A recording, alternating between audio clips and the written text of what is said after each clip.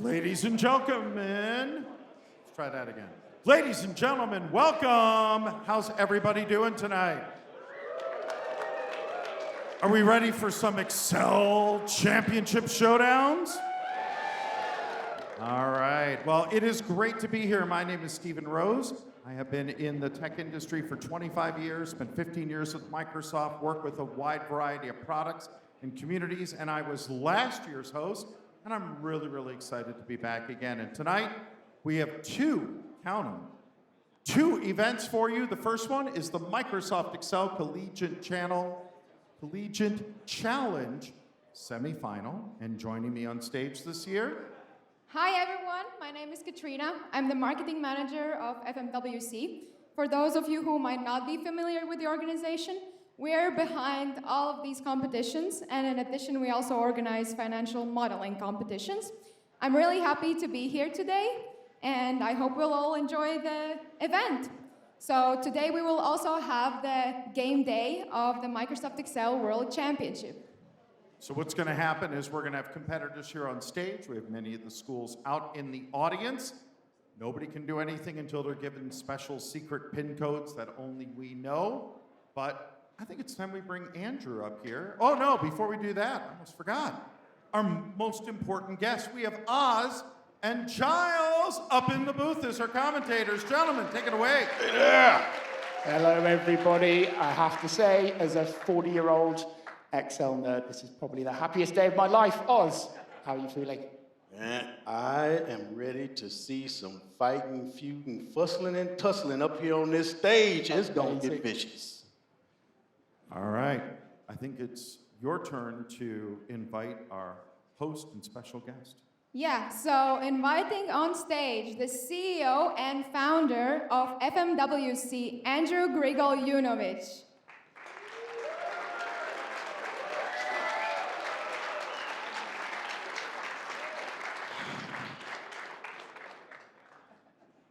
All right, you guys are going to talk about the competition. Andrew, you're going to kind of walk us through that, and then we're going to talk about all the cool hardware and awards that we see down over there. All right, well, hey everyone.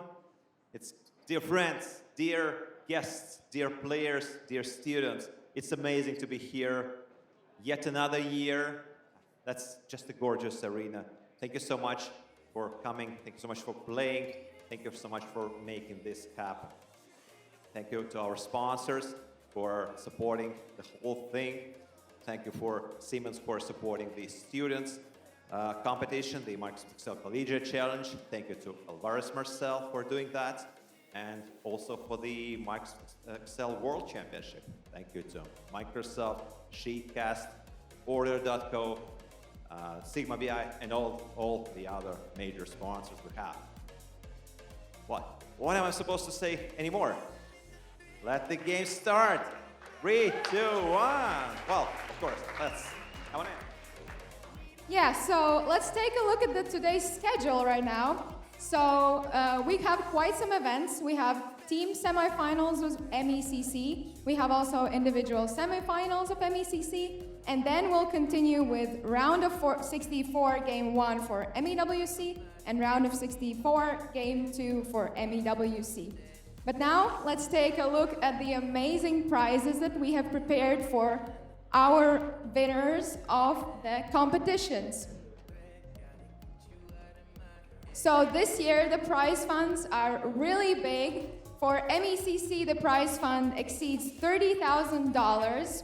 So teams will win $6,000, and the individual champion will win $5,000. However, for MEWC, we have over 60,000 prize fund. Big thanks to Sheetcast, who hopped in last minute and allowed us to exceed the prize fund as it was previously. So yeah, really exciting prizes for this year. And let the games begin. All right.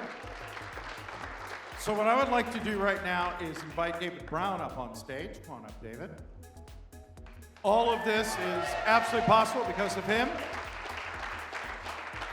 David is one of the co-founders of the MECC. So David, don't you tell us a little bit about MECC and what players have gone through this year, and then we're going to show a video sort of recapping the year. Fantastic. Thank you so much, Stephen. So the MECC is all about getting students engaged in Excel. We gamify it, we make it fun, we give them an opportunity to really learn and prepare for their careers. Throughout this year, the players, the students have been working on a number of cases. It started in January on this road to Las Vegas. And now we have 14 teams. We have over 100 students from numerous countries, really representing all of the world here today, really showing their passion for Excel and all the skills they've developed. I'm really looking forward to seeing all their talents on display. All right.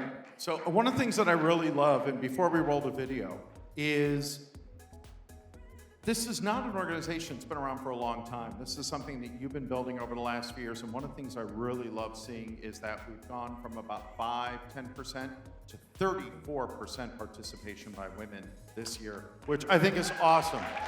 STEM is so important, and all of you are so critical, but seeing so many of you out here gives us hope. So it's awesome to see so many women. So with that, let's roll the video.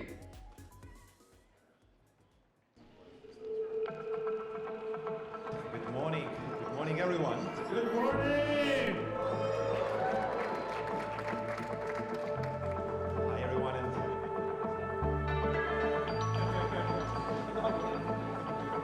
Go Vols! Hi, Anna.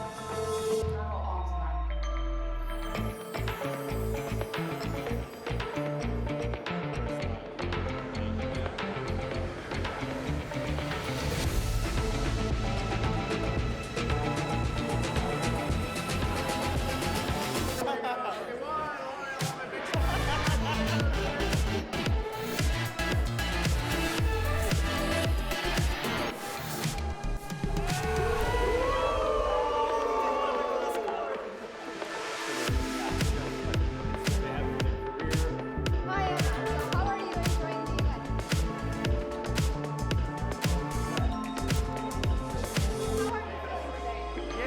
today?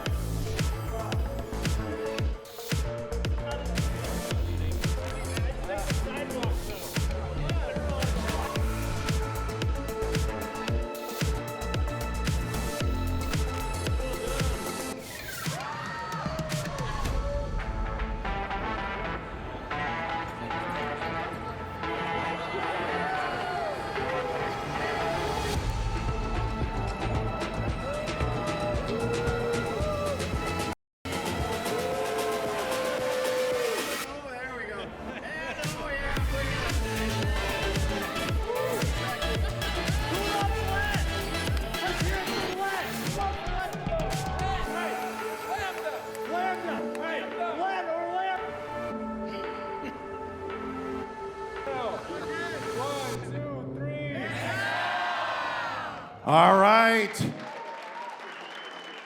What a few days we have had, and it has been awesome. So, students, are you ready?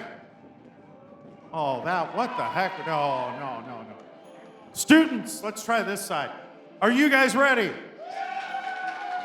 Are all of you ready? Now you got to live up to that one. Are all of you ready? All right, let's get our collegiate champions to come down the tunnel.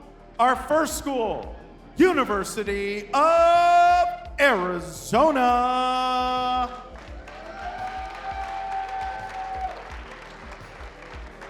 All right, that's where you guys run down. Come on down, University of Arizona students. They're coming. There we go. All right, once again, we'll try that one more time. University of Arizona. All right, our next school, University of Central Florida. Our next school is in school. All right, here comes our UCFs. Big hand for UCF.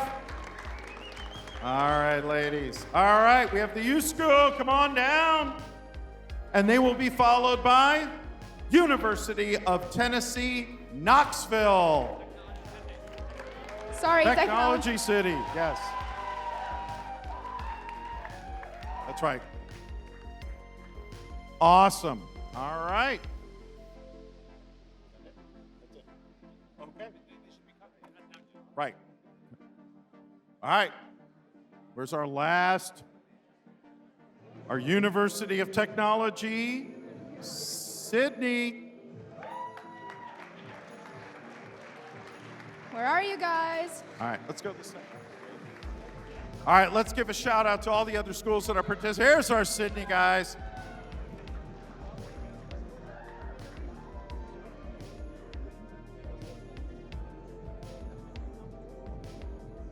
All right, let's list the rest of our schools that are here this evening, and I want to hear some noise from all of our schools. Arizona State University, where are you? University of Central Florida. All right, we got Messiah University, where are you? Utah Valley University. Oh, that was nice. You have something to live up to. Northern Arizona University. Northern Illinois University. Oh, come on. I'm from Chicago. Illinois people got to do better than that. You're making me sad. Let's try that again. Northern Illinois University. Much better. Champlain College. University of Kentucky. And from my hometown and city, University of Illinois, Chicago, where are you? Representing the Bear, absolutely. And finally, our last contestant. Salve Regina University. All right. Who did we miss? Tennessee. We did not miss Tennessee. Where is our University of Tennessee, Knoxville? Oh, they were right in front of me the whole time. All righty. So, we're now going to show the case animation video, and then we will give you the pin number. So, let's roll that beautiful bean footage. Welcome to 2024 Microsoft Excel Collegiate Challenge. We are glad to present you the case for the battle, Foot Golf, designed by Leo Fernandez from Australia. You are a soccer fanatic, and the minute you heard about foot golf, you wanted to get into it. To become a recognized organizer, you have to show that you understand the game and that you can run a competition. In levels 1 through 6, you have to calculate scores using stroke play, counting the number of strokes or kicks. In levels 7 and 8, you will score players using Stableford format. In levels 9 and 10, you have to estimate distances from the tee, longest kick contest, and to the hole, closest to the pin contest. Note that par values, the target number of kicks for each hole, vary across levels. The case has 200 questions of 10 levels of difficulty and 5 bonus questions. Each of the bonus questions is related to one of the levels. Plan your strategy wisely. Good luck! All right, David, give us a little extra insight on what's going to be happening here and what our audience should be looking for. All right, so most of you probably know the rules of golf. Well, foot golf is basically soccer with a bigger hole, and you kick a soccer ball instead of a golf ball. All right, so pretty basic. If you know golf, you kind of know what we're doing here. The players they're going to have a lot of challenges in dealing with the data. Right? You might get scores that are numbers, but what about symbols? Right? Whether you're above or below par, that can be a symbol instead. So players are going to have to deal with symbols, and eventually they're going to have to actually map out where kicks land on the field and see how far they are from the hole for the next shot. So lots of different challenges, challenging different team members with different skills. It should be really exciting to see how they split the tasks up. All right, and with that, Katrina's going to count us down from 5. Give us a go. I will then yell out the pin number, and then Oz, Giles, we're going to throw it up to you, so get ready. All right, Katrina, count us down. So, are you ready? 5, 4, 3, 2, 1. All right, your pin number is 3363. Once again, 3363. We have begun. Giles, Oz, take it away, my friends. Here we go, everybody. All right, so what do we know was, if you know a lot about football, this case isn't going to be much use to you. What about golf? Golf. First of all, you said football. Yeah, You call it I'm soccer. so sorry, soccer. Yes, that's right. That's right.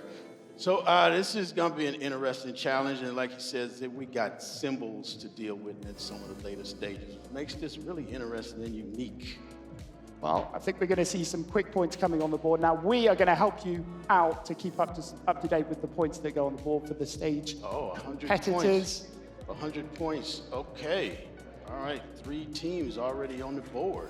Wow. Teams the with first 100 level. points. Yeah, and the first level was basically sums. First level was some. I expect people to get lots of quick points on the board. Yeah. When we get into level 2, we're going to see teams dealing with ranked functions. Yep. And we also have 5 bonus questions that can be answered. 5 bonus questions, That's 10 right. questions in total in the main round. We might see some team tactics. We're expecting to see individual players split up and potentially look at some of the individual questions straight from the start. Right, because each team has 3 players, and they can split the challenges up and even change seats. They can do anything they want, all right? They've got 10 main questions, 5 bonus questions. They can approach this however they want. So we think we're going to see some team tactics here. Oh, look at this. The 4th level for Sydney is already answered. Everybody is tied up. And one interesting thing about this challenge is levels 1, 2, and 3 get harder, and then at 4, it starts again at easy and then gets harder. It does. And this is why we're saying, like, if you know a little bit about golf, it might help because you have to deal with converting points into par scores, and then you have to deal with another conversion later on. Glad to see that. I think everybody now can see a little bit about what's going on some of the Excel screens. Okay, and right now we are looking at screen. Let's look at the team from Madagascar. See how they're doing. So at the moment, all 4 teams have got points on the board. We have 100 points for the University of Technology Sydney, 100 points for INSCAPE, 100 points for the University of Arizona, and the University of Central Florida just ahead with 135 Right, but points. they've got a partial score for level 4, not complete. Right. Let's see. All right, And- so if we look ahead, there's a count back challenge that's coming up. There's another challenge further on in terms of converting those negative par scores into positive scores. How did you find this challenge when you went through it, Oz? Well, I found this fun and interesting, right? Because, it was truly easy. Some challenges can have you sitting and looking at the instructions and wondering what the heck is going on. But this one is pretty good because at the first level, you have the number of strokes that it took, and you have to sum it up sideways, all right? And then you get later where you have the bogeys, eagles, what's not, right? Yep. And then you can do XLOOKUP. You can go into Power Query and do an outer join. Yeah. You could do that, but that's because you're a huge Power Query fan. Well, indeed. All right, so now we are looking at Madagascar's score, or at their screen, all right? And let's see. They are in 4th place right now at 100 points. Let's run through the scores just to help everybody watching this. All right, so in first place, the University of Technology Sydney, 460 points. The University of Arizona in second place, 280 points. INSCAPE, I hope I'm saying that right, 260 points. And the University of Central Florida with 135 points. Sydney is at 135 points. So let's see what is happening with the teams. Let's look at this.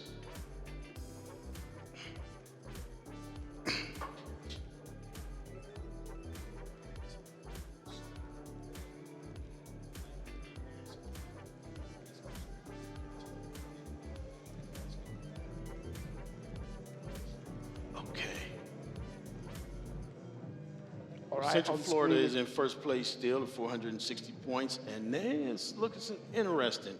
Levels 4, 5, and 7 are complete. All right, and Sydney has answered one of the bonus questions. Okay. So there's a real mix at the moment. You've got Sydney that's answered questions level 4, 5, 7. University of Arizona fully answered questions 1 and 2, INSCAE question 1 and 7, and University of Central Florida question 1. So you can see from this, Oz, that we've got the teams splitting this up. Each individual member of the team is attacking one part of the challenge. I assume they're splitting it up by levels 1 to 3, 4 to 6, 7 to 9, or 10. This is interesting. Okay, 540 points for 740 for Sydney. Okay. All right, and we've got That's Arizona. So the University of Arizona has gone ahead with 740 points.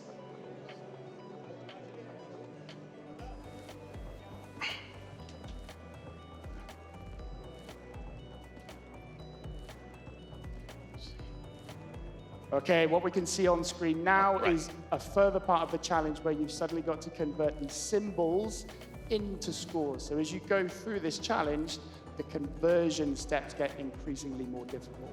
right, definitely. And right now we're coming up on 23 minutes left of this 30-minute challenge. The semifinal of the world team competition. And we've got teams from Madagascar. We've got University of... Oh, okay.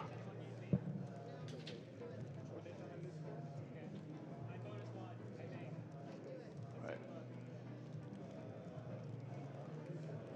They might have to help us out a little bit with these scores that we're seeing on the screen, but as we watch people scrolling around, we will do our best to tell you what is going on up on those spreadsheets. So University of Technology Sydney in first place, 940 points. All right. And I am pulling for INSCAE because 2 years ago they came all the way to Tucson, Arizona. 5 layovers, 3 days, and Wow. they came in second. And I felt like, man, they did great, but they weren't happy because they didn't win. Yeah. So let's see. Well, we've got to know a lot of these students over the last few days, haven't we? We've Yes, been we here have. for a few days. Yes, we have. We've all been talking. We've been seeing how passionate these guys are. That's right. Except for when I saw University of Arizona coming down that hype tunnel, I didn't see much hype. I saw quite a lot of hype from David Brown. I'm not sure we saw quite as much hype from his team. Yeah. See, and in fourth place with 135 points, University of Arizona. Did you go to one of these universities? Is that University of Illinois, Chicago. Right? Ah, okay. Right. Okay. So we are. Right, so I think, you see, you and I are going to have to solve this together here. I think the University of Arizona are now taking the lead on 940 points. Is that what you're seeing, Oz? Look, this.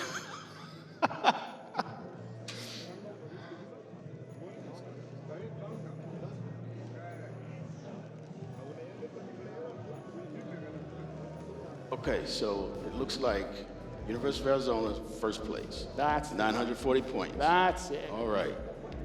We're getting squared away here. Right, so 2 out of the 3 members of the University of Arizona team, I think, have almost finished their part. They've split this equally, all right? So they've just got the remaining 3 hard levels, 8, 9, and 10 to do, and level 3. What's really interesting, though, and you might need to double check this, but only 1 team has got points on the board for one of the bonus questions so far. That's what it looks like.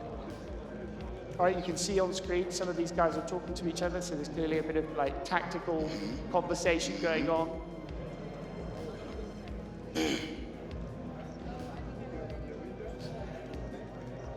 And the team that I think is just struggling the most at the moment seems to be the University of Central Florida. Okay, they've got 4 points for level 1. They've got the bonus question 1 solved. But at the moment, they're struggling with everything from level 2 onwards. All right, let's do a rundown of the scores again. I've got to remember that people at home might be able to see this. University of Arizona currently on 940 points. University of Technology Sydney, 760 points. INSCAE, I really apologize if I'm destroying that name, 720 points, and the University of Central Florida, 135 points. Can we get a big cheer in the crowd for the University of Central Florida? Come on, give them some motivation to catch back up.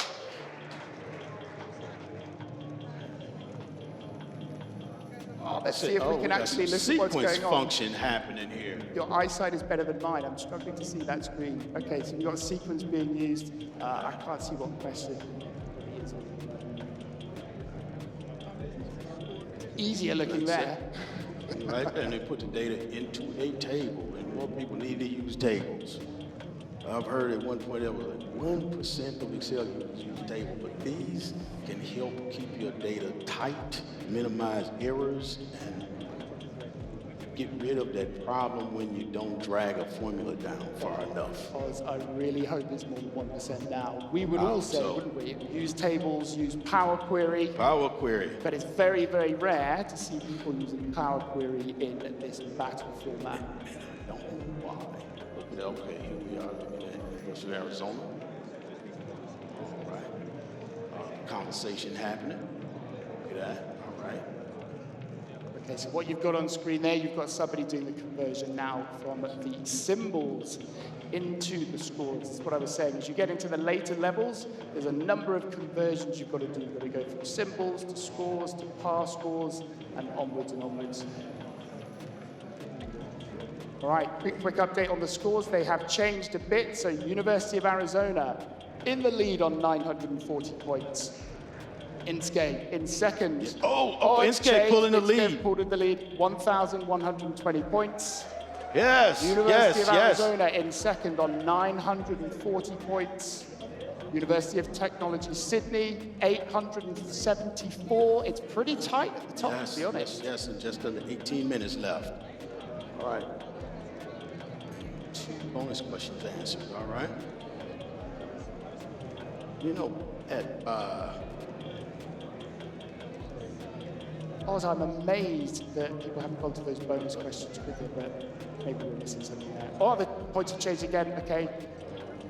University of Central Florida have picked up more points. They're on 335. Well done, team.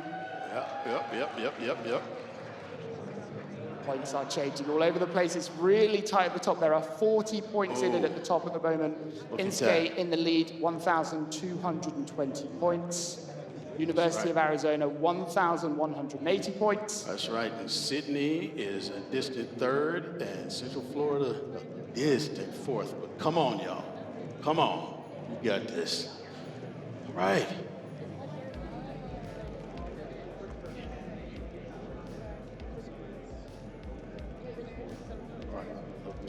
Getting Team to the stage Madagascar, I now. was thinking, I see that serious face. Getting to the stage now where it could end up being a bonus point, one level being completed fully that takes somebody to the top of that league. And I'm just looking at the levels and how they aren't going from one onward. Everybody is skipping around. That's where I think it comes down to the breakdown of the team tactics. They're going to have split these up maybe into 3 questions each or near enough so that everybody's going in. Maybe they've decided that certain players have certain strengths on the team. That makes sense. But it's very different to what we're used to, you know, because normally you see a single player come and attack these cases in order as they get harder.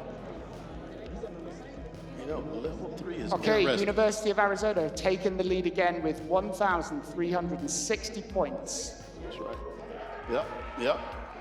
You know, level 3 is interesting because they use that count back method. And basically you have to count in tiers, basically. Yeah. Right? And as you're dealing with tiebreakers in order to figure that out. Right. Now Sydney has broken the 1,000-point mark. All right, quick recap for everybody watching again. University of Arizona in the lead, 1,360 points. Inske, 1,250 points.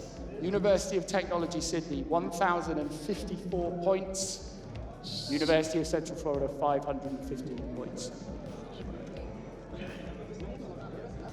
This is the opening round of the World Excel Championship. Yeah, and we are looking at the halfway Collegiate right now. through. There are 15 minutes still left on the clock. I think we might see some full scores here, right? What do you think? It's possible. It is entirely possible. Let's see. We are now halfway through the competition, 15 minutes remaining. Okay, so what you can see on screen there is, I'm not sure which level this is, but you've got to firstly text split those symbols, and then you've got to do the conversion. So for a lot of this, the complexity just layers onto whatever the level was before. And if you were to take that into Power Query, Is there anything I you like the wouldn't take to column. Power Query? I'd have to think about that. Get back to you. But yeah, you can take that into Power Query, highlight the column, split into rows by the member. Here we got a semicolon and a space.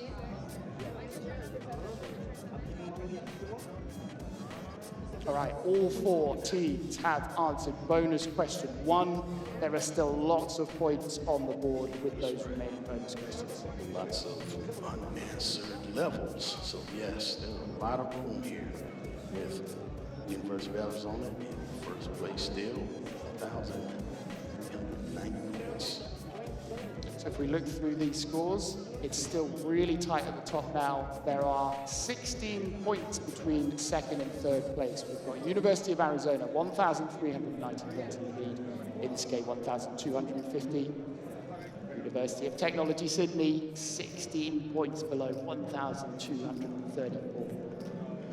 University of Central Florida, come on, 515 points on the board. You can catch up. You have got plenty of time to get to the top of that leaderboard.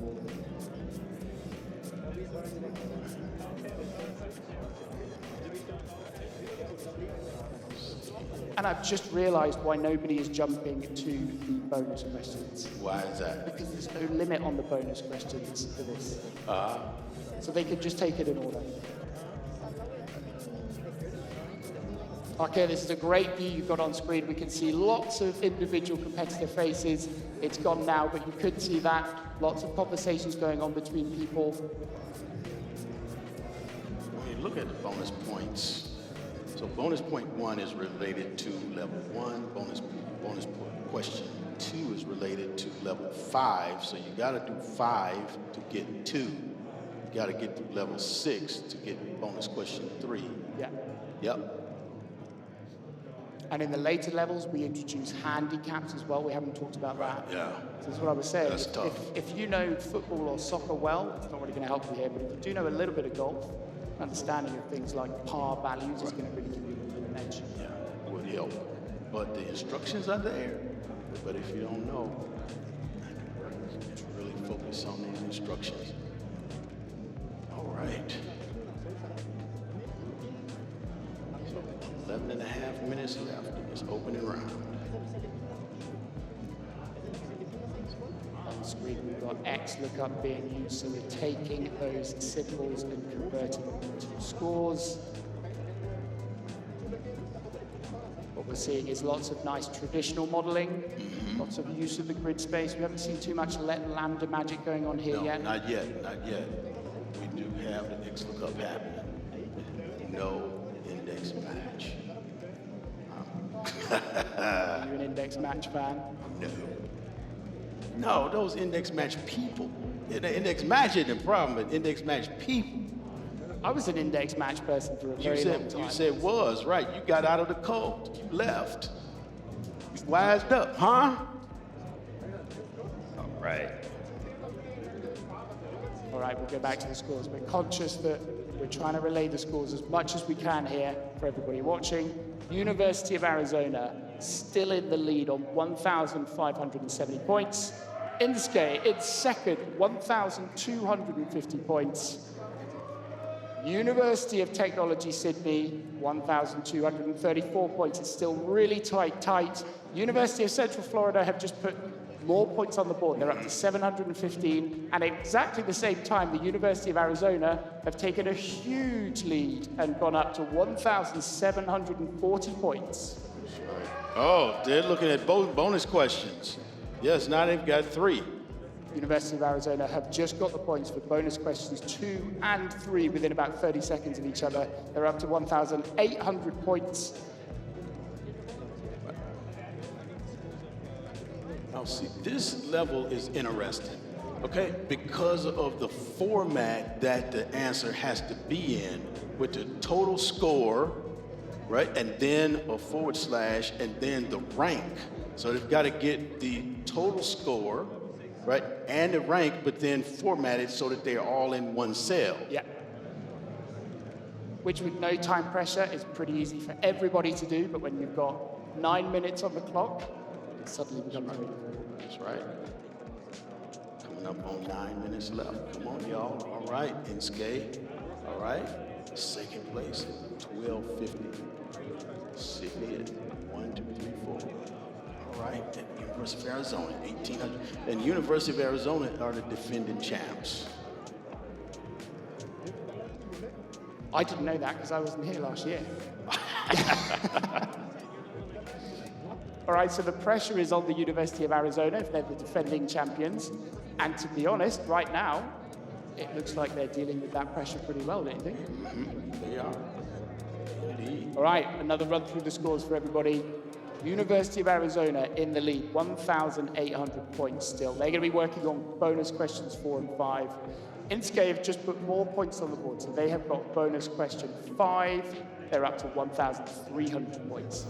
Very close behind now, University of Technology Sydney, 1,234 points. And University of Central Florida, 724. Come on, guys.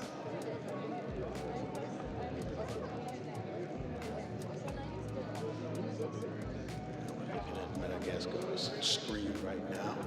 They're working on So what we're looking at there, we're looking at a really common strategy in XL Esports where you solve a case once for one line and then use a data table to get all of the answers for all the other lines in that round. Really, really common tactic. You're essentially like building a model off the side of the model you start with, solve all the logic once for one line, and the data table does the rest.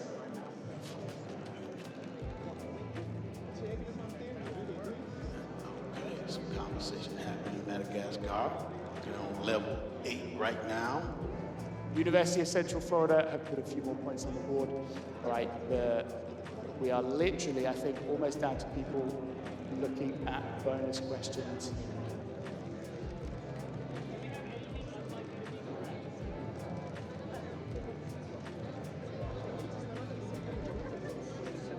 Okay, so I noticed a few answers.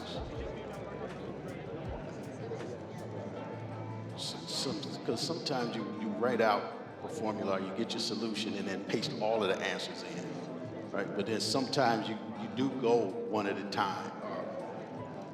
Sometimes, yeah. I think there's sometimes where you might look at a question logic and it might be easier to almost eyeball things at times, to be honest. What you see lots of people doing is, if the question isn't too hard, you might just use the space you've got to the right-hand side of the tab with all the kind of questions on it. As soon as it gets quite complex, though, you'll quite often see competitors add a new tab and start to build that model logic out from scratch. We've seen that quite a few times already. People are adding extra tabs just so you've got that clean space. Yeah. Right, so we just saw some answers being put in. I'm just checking to see if the scores have changed. With 6 minutes left. All right, with 6 minutes left, University of Arizona, I think they just put a few points on. 1,850 at the top of the leaderboard. Inske, 1,480. University of Technology Sydney, 1,414. So it's still really tight between second and third place, and then in fourth. University of Central Florida, 895 points. And we're almost in the last 5 minutes of this first round. What would you be doing at this point, Oz? Would you be getting to a sort of round between stage, seeing if you could get a guess in for some final points on the board? If I was in fourth place, that would be a good strategy. Yes. But if I was in first or second, I would keep on doing what I'm doing because it's working. Let's see.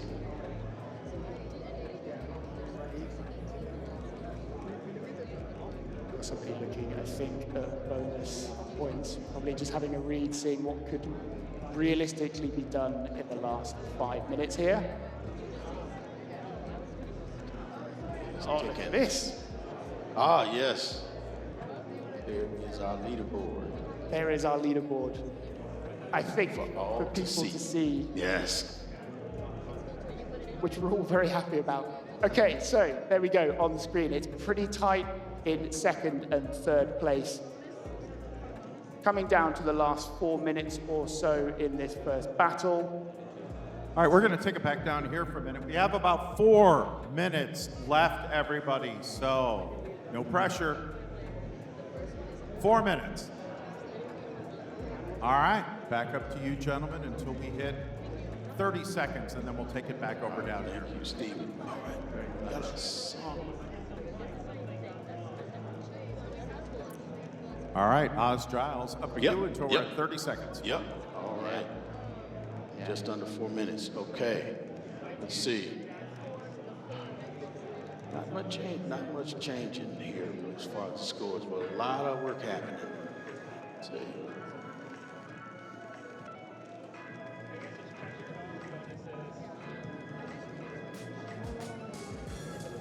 Yeah, these scores have been pretty static for a while now, but you can see people still working on some of the kind of modeling set out solutions.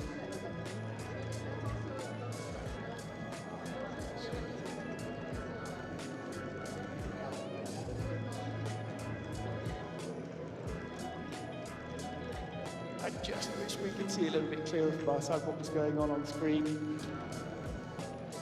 Real quick announcement, just for the edification of everybody. We only have the top 14 scores. It is possible that after the break we come back and a completely different school has won all of this. So, with only a few minutes left, we will know, and after this round, exactly who has won. We can only track the top 4 scores, so just be aware. All right, you're in the final stretch, everybody. And the final 4 go on to tomorrow for the final championship. Yeah. And I think we need to keep just relaying these scores to people in these final few minutes, all right? So we've still got the University of Arizona in the lead at 1,850 points. University of Technology Sydney, 1,564. INSCAE, 1,480. And the University of Central Florida, 895 points. We are almost at 2 minutes left on the clock. What's what? All right.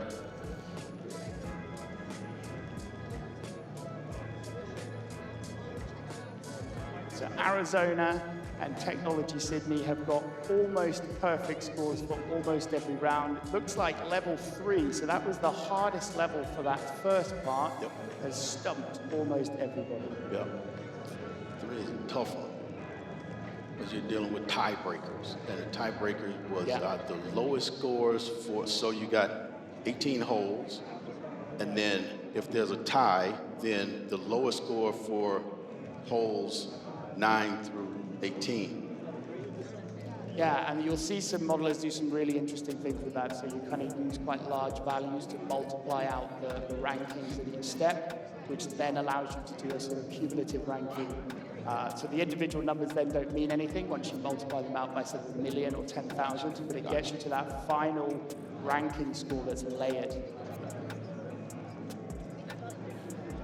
All right. We saw some tactics there on screen. So 2 students just swapped seats. Now, we We heard are a less rumor. than 1 minute. We're at 50 seconds left.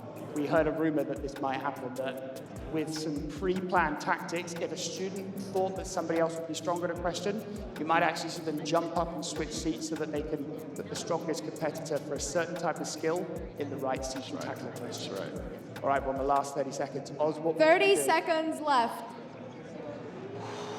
Oh, yeah, 30 seconds, 30 seconds. All right. Oh, INSCAE, need some points. Come on.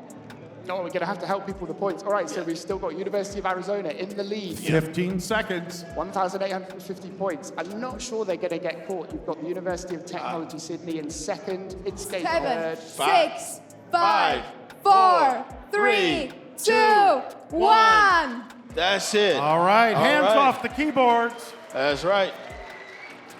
And All right. yes. Big hand for all of our contestants. Just to clarify, We can only see the scores for the teams on stage. There are other scores that we are going to now take a few minutes. It is possible one of the other teams out there in the audience has beat the scores here up front. So we're going to take like 15 minutes. Yeah, let's do a 15-minute break, and then we'll get up here and see the results. All right, we'll be back in 15, everybody.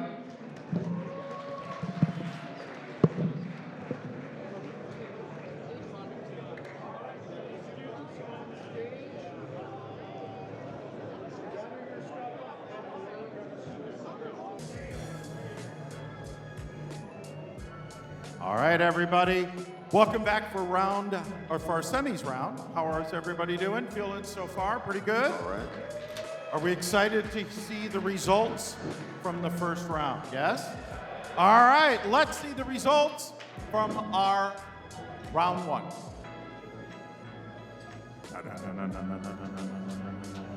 Here we go. So, first place, University of Arizona. Congratulations. University of Tennessee, Knoxville with 1,670 points. University of Technology, Sydney, 1,624 points. And in fourth place, University of Kentucky, 1,570 for points. As we can see, InSchool didn't qualify by only 18-point difference. So what a amazing round. So many scores up near the top that were so close to each other. 570, 624, 670. Absolutely amazing. Are we ready for more? Yes. All right, let's get our list of our next round contestants up on the screen, and we will call them down and have them shooting down the tunnel. All right. So we're going to start with Benjamin Weber.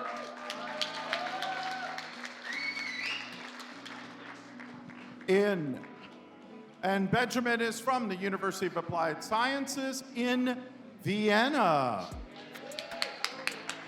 All right, following Benjamin, number 2, Tim Froelich.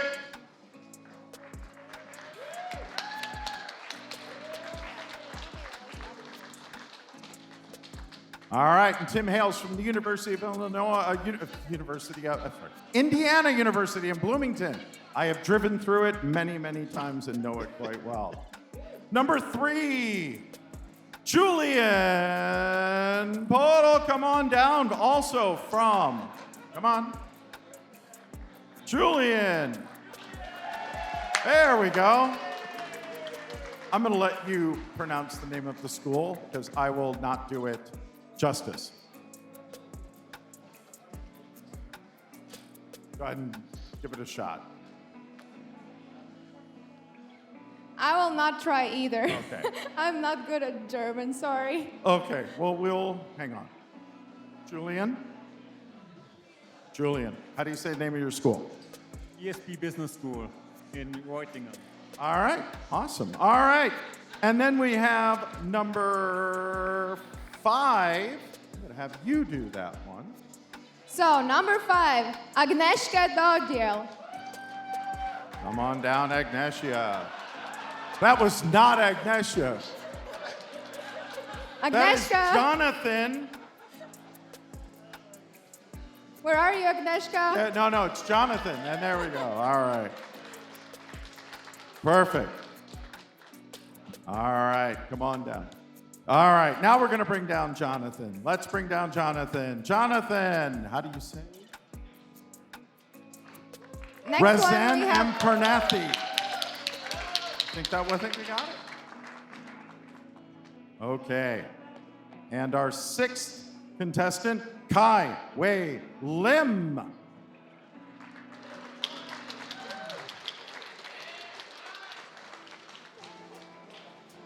Okay, our 7th player is Desiree Hoagland. Come on the stage.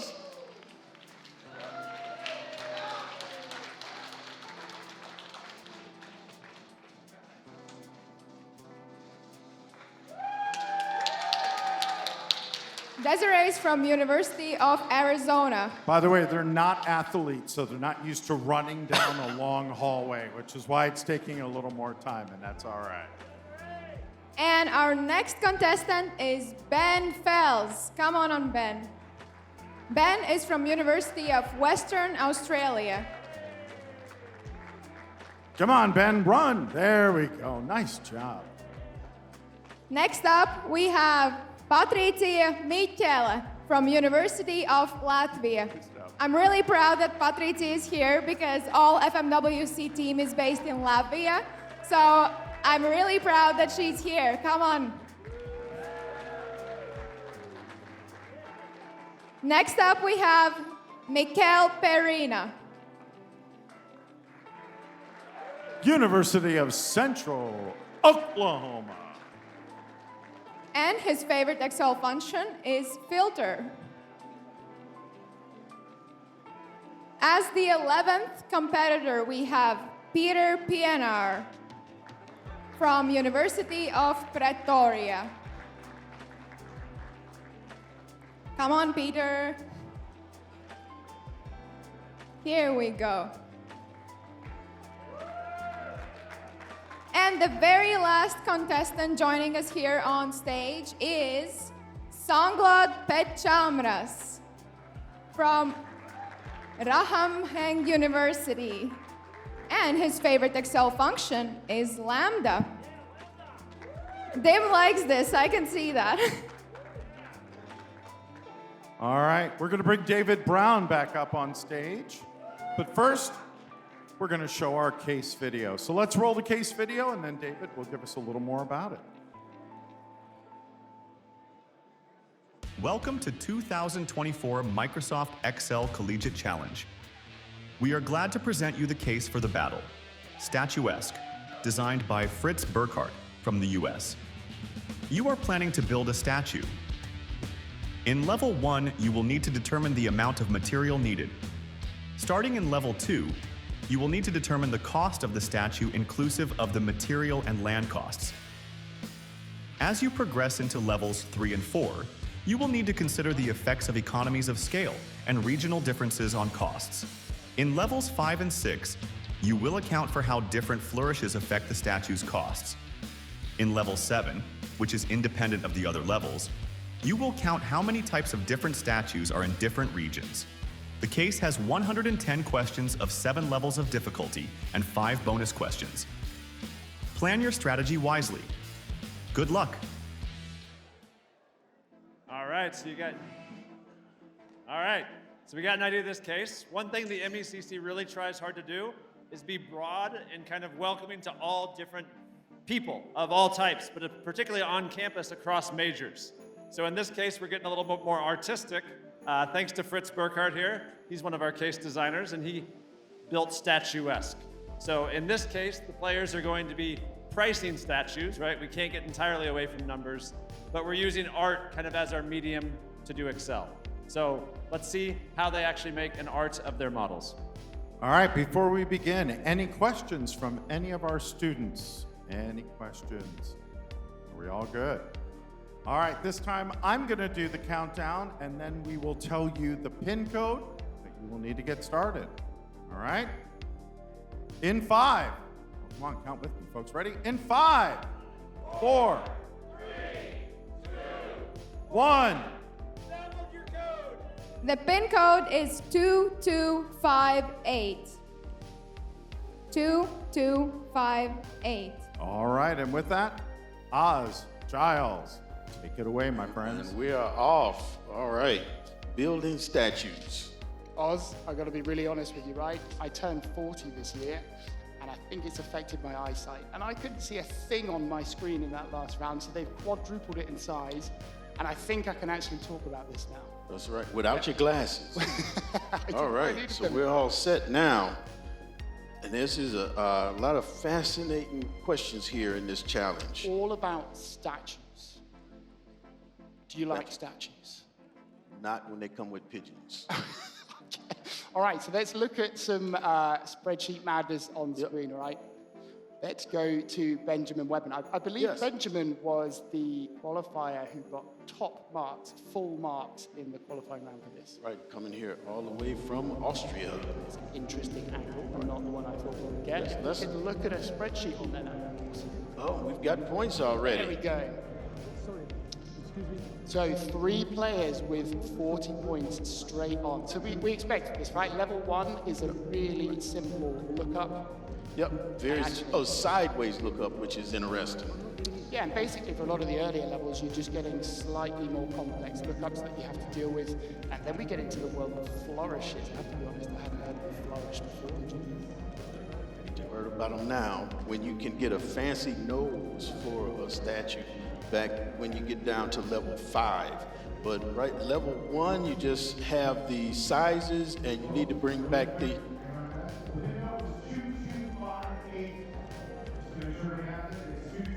All right. Well, everybody's in? All right, all right. We won't leave anybody behind. Is everybody okay? Oh, Benjamin Webber, 100 points, levels 1 and 2 already complete, and we do have 5 bonus questions, and they do require you to have to go through certain levels. You can't just go straight to it like in some challenges. Yeah, look, when I had a go at this case, I was kind of fine, and then I got to level 7, and I'm not sure whether I should say what I did too early on.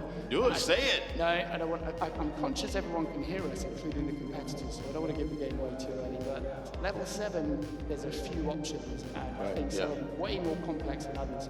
Let's see if we can get to the point where somebody gets to level 7, and maybe I'll talk about it then. Yeah, all right. Fair enough, fair enough. Okay, so 100 points for Benjamin Webber so far. And remember that there are 52 players off screen. We're just looking at these 12. Okay, Michelle with 100 points here. All right, and let's see. Level 2, you have 2 lookups to do. Well, you've got land costs as well, okay? So what you're seeing on screen now is the lookups being done on the side. This is simple enough at the moment not to have to start worrying about adding new tabs and things like that. You're just got to get these columns of logic, get to the total cost, and put it in the answer. Right, getting the logic right, exactly. All right, we've got an X lookup happening. And yes, you can do an X lookup sideways. You can't do a V lookup sideways. No, you got to do an H lookup, which hardly anybody ever used.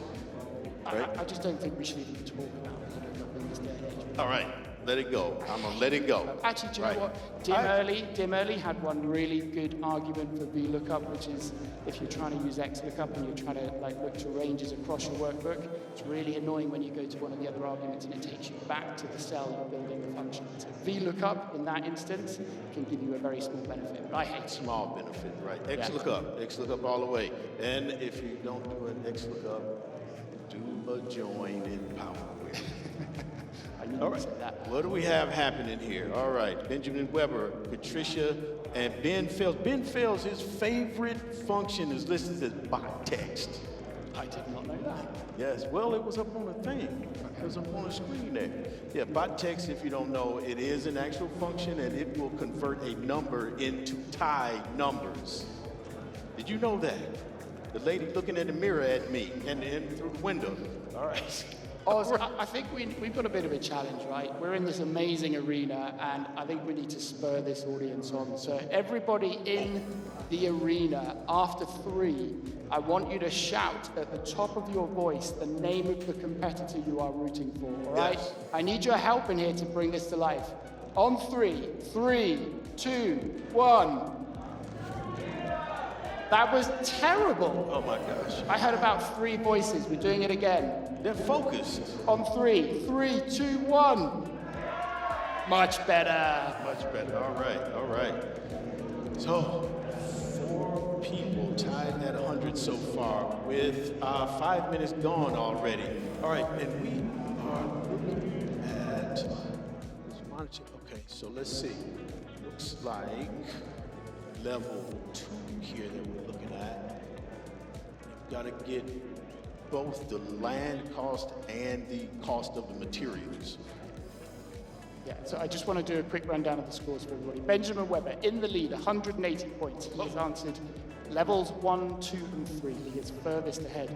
Julian Polt. I'm going to do these names. really Julian. badly. Let's go first names. Julian is on 100 points alongside Agnieszka, Patricia, and Michelle, all on 100 points. Tim is on 40, and everyone else at the moment has yet to put points on the board.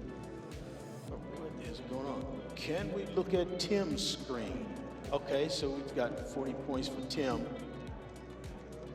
All right, what is Tim doing? Tim Let's is see. on level 3, okay? Level Level 3 introduces some economies of scale. So again, we're still looking at the total cost of building these statues. Level 1, it's a nice simple lookup. Level 2, it levels up a little bit more. Level 3, we're getting cost of, what's it, cost of scale? Cost of the materials, cost of the land.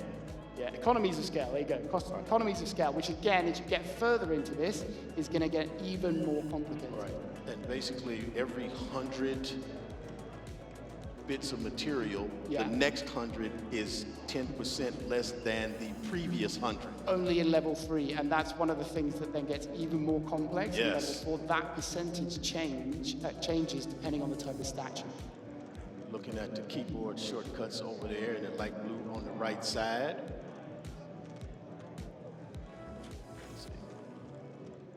Okay, no major Okay. changes to the points at Right. the moment. So for Looking at- everybody watching this live, Benjamin Weber is still ahead on 180 points. Oh, we have a change. All right, we've got a six-way tie in second place with 100 points.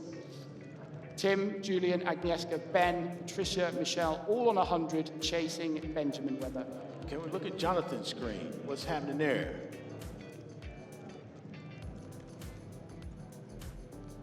Okay. Look, he set up his data on a different tab. Yeah. And that's one strategy, to put it on a different tab, or slide over and put it on the same tab. Yeah, so I think he might be, so you don't necessarily need to do this for this level. I think he might be thinking ahead and getting a solution that's going to work for future levels as well. I might be wrong. But And that's the spooky stuff, because people do this kind of stuff, they start looking ahead and getting work done, and it looks like they're behind, but they're actually sitting on points. Oh. yeah, And but then also, shocking things happening near the end. you know, from what I've seen watching this for quite a while now, that's part of the skill. Yes. Let's pause for a second because we've got the scores on screen. Okay, But it- Benjamin Weber, just one sec. Benjamin Weber has gone further ahead, 360 Yes, points. way out ahead. Right, Yes, we can yes, see that yes. tie to 6 people behind on 100, and then a few people still to get points on the board. But see, when people sit on points, that's a good strategy for them. But it creates drama for the audience, and then people start having heart attacks, and then we have other kinds of problems. Yeah, I don't know that he was sitting on points in like a deceptive way in any sense. No, He was no, just, not He was deceptive. just building a solution that was Yes. going to take a bit longer initially, but it's going to hopefully help him answer questions further down the line. Absolutely. Yep. Okay, Benjamin. Where's Benjamin? Okay, we got an X lookup with Benjamin. Okay. Looking at, oh, he's doing the scale, but I don't know what the strike throughs are. That's because we've got these new calculation modes, right? So the new partial calculation mode, you've got data tables being used here, and it's telling you that you've got stale values. I believe that's correct. Okay. And notice the flourishes, your special nose, decorative inlays, and a wide base. All going into the cost of this statue. Yeah, so this is where it got a reasonable step harder in complexity. You've got these flourishes, so you've got to interpret whatever you've got in the text in the top right of the screen there, and you've got to build it back into your modeling logic. And again, when you get into level 6, I think those flourishes get even more complex. Boy. All right. There we are, there's the view of the people in the arena. We have Concentrating intently. There's everybody is- there, all of our 12 Everybody. contestants on screen. They look so happy. Look at those smiley faces on And screen. Benjamin Weber looking all mellow, way out in front, no stress. Oh, let's go back to Benjamin, please. Oh, He's look just at this. put more points on the board, okay? Benjamin has gone ahead to 540 points. He's completed levels 1 to 4 completely, almost completed level 5. There's just a little bit of a drop there to 90%, but he's taken a pretty commanding lead now in this round.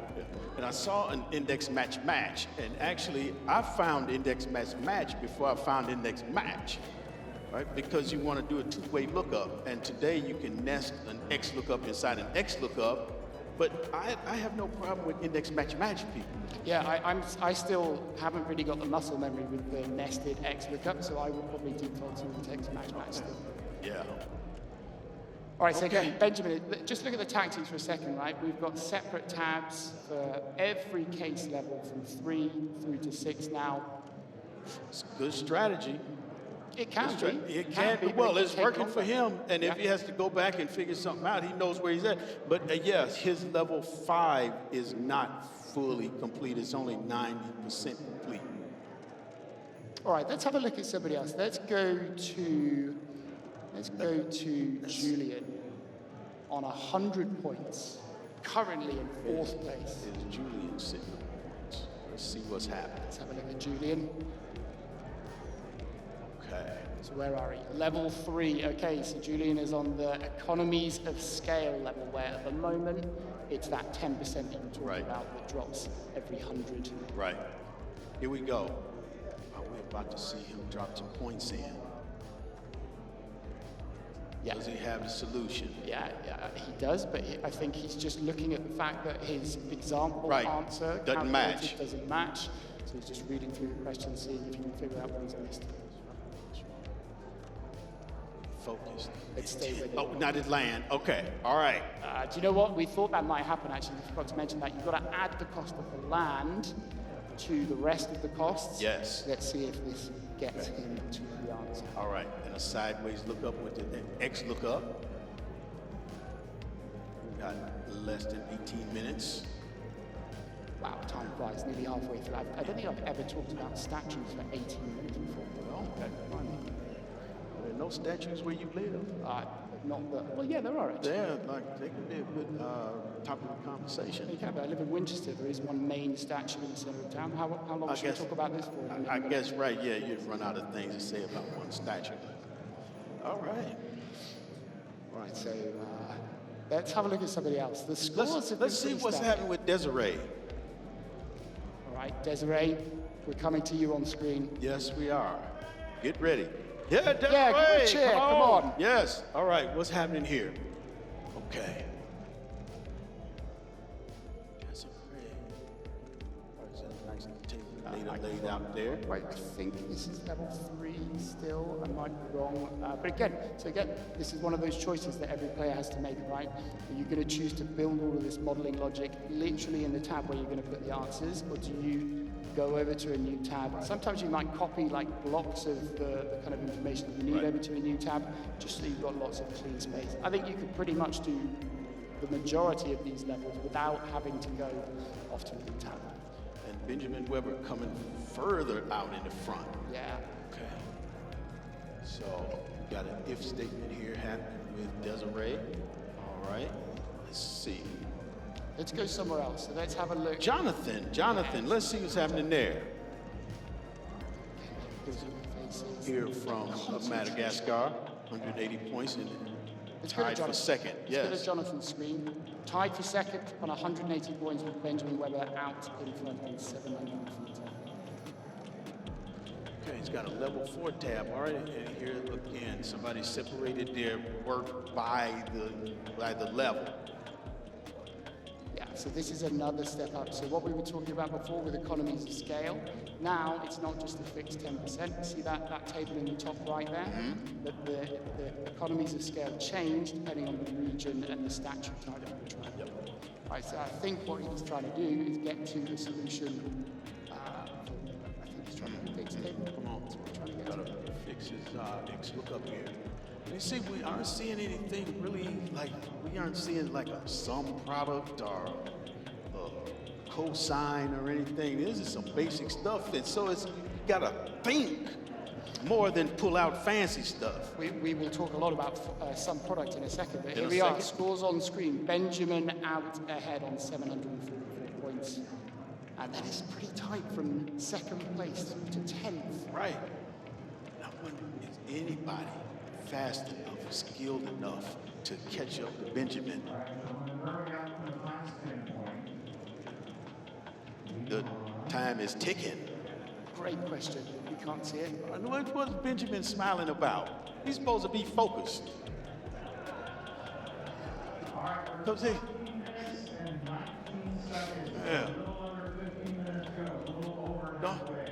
right, now see, we saw Benjamin smiling. Now see that can I come back? He's thinking about eating a ham sandwich later. He should be smiling. He's at Well, the yeah, Excel yeah, but when- Sports World Championships. You're a runner, right? I was. You know, you gotta focus and not keep looking over your shoulder. All right. Oh, bonus points. Okay, Benjamin's going for bonus. Okay. Do you know what I think about when I run odds? Landers. Okay. You're a Jarman. All right. All right. So, how's he doing with the bonus? He's got, and see, oh, Michelle has a bonus point answer. Okay, and it's like, how often does the most common statue size appear in levels 1 through 6, including the examples? So you do have to get through 1 through 6 in order to get through this. Some of them, so some of the bonus questions you can answer independently. Questions 1, 2, and 5 you can do independently. Questions 3 and 4, you need to do some work on levels 4, 5, and 6. Jonathan has moved ahead, still a distant second. Everybody's on the board except for Sanglet. Let's see what's happening with Sanglet.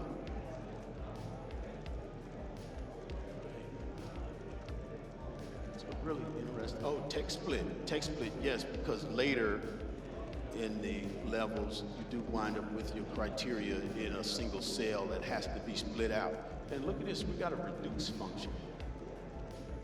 Interesting. On level 3, I have a feeling this might be to do with a bonus. I can't think of what you would use. Okay. So we have moved into modern Excel territory on screen. We've got a sequence, we've got a dynamic array, and a lambda in there. Our first lambda. Just interestingly, not the question I would have thought you would use this on. I think this is level 3. We'll see.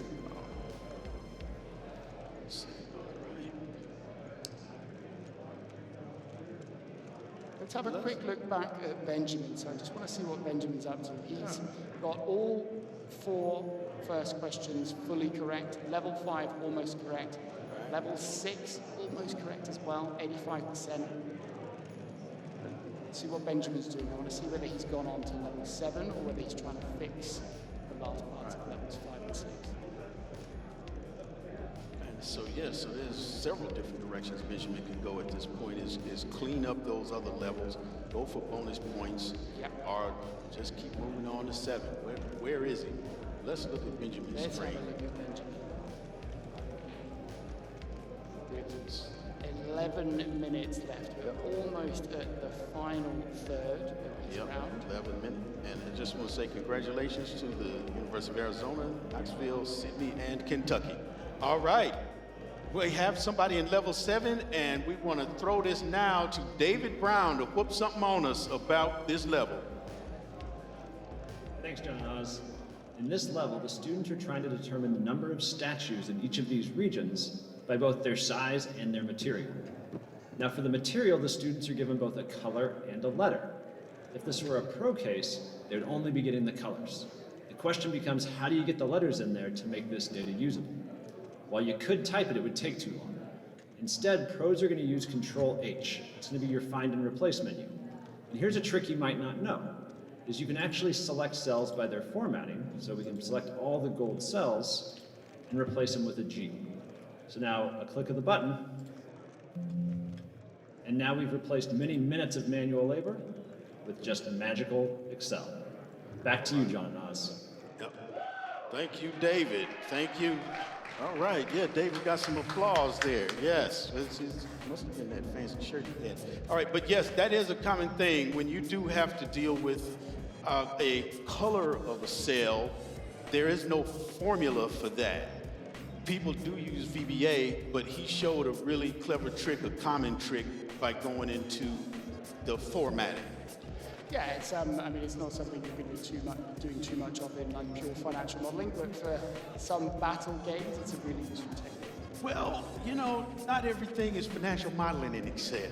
I've spent a lot of time dealing with a lot of different spreadsheets and people, you know, coding things manually, making colors and borders, and then, you know, they mean something, and then maybe you want to count them.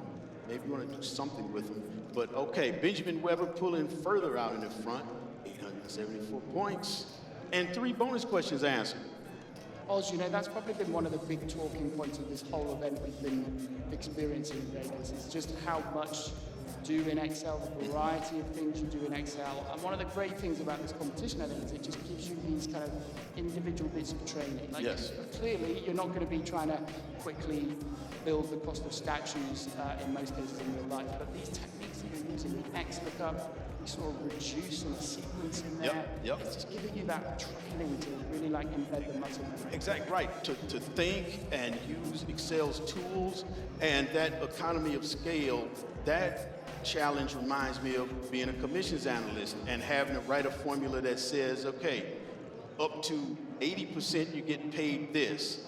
80.1% you get paid this up to 85%, and on until you're over like 120%. So you do have to write these kinds of formulas, and maybe you do build statues. I don't know. I definitely don't, but yeah. You don't? So, Okay. so Benjamin is on level 7. So I have to be honest, I don't say it too loud, but when I looked at this case and I looked at the complexity All right. of that level, Say it. potentially eyeball it. Eyeball it. Potentially eyeball it. You can do that Sometimes sometimes. that works, you know? And, yep, sometimes that works. Let's go to somebody else. So we've been on Benjamin for a while. Benjamin is still in the lead, 874 points. Jonathan is in 2nd place with 560 points. Pieter is in 3rd, 360 points. Let's go and have a look at Pieter.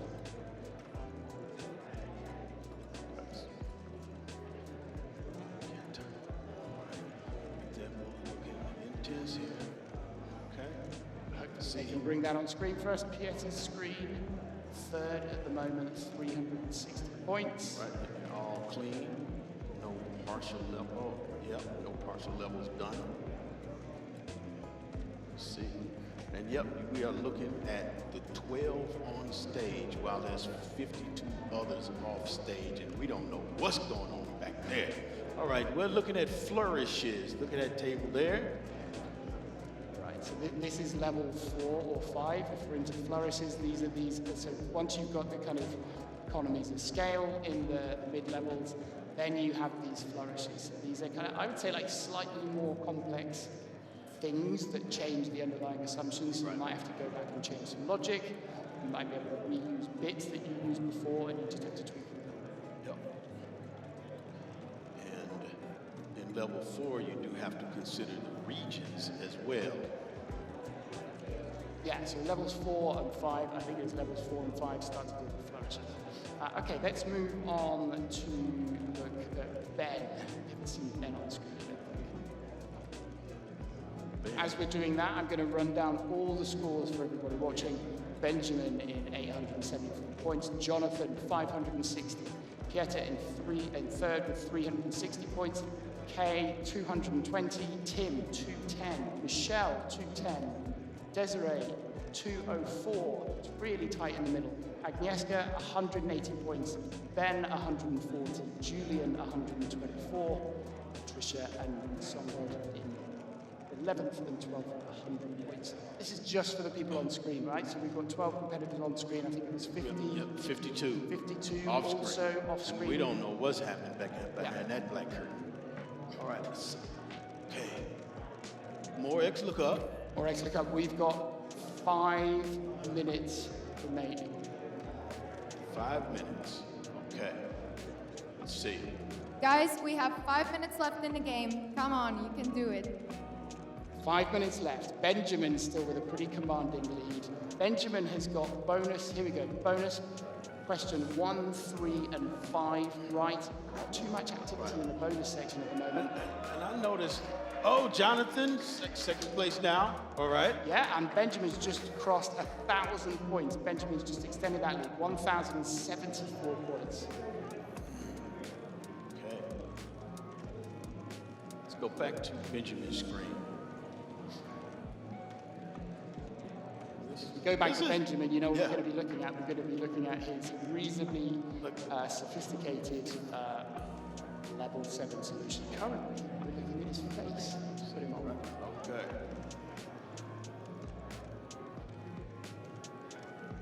Wait a minute. Okay. Yeah, Benjamin is scanning. He through stuff. completed 7. Yeah, he's Completed? scanning through. So he's now in kind of that final territory. A couple of bonus questions. He might even have time if he's really quick to fix some of those little issues in levels 5 and 6. Okay, and I want to tell something that I don't know if I wasn't supposed to, but there wasn't an expectation to get through 7. Now look at this. This is what you call a monster.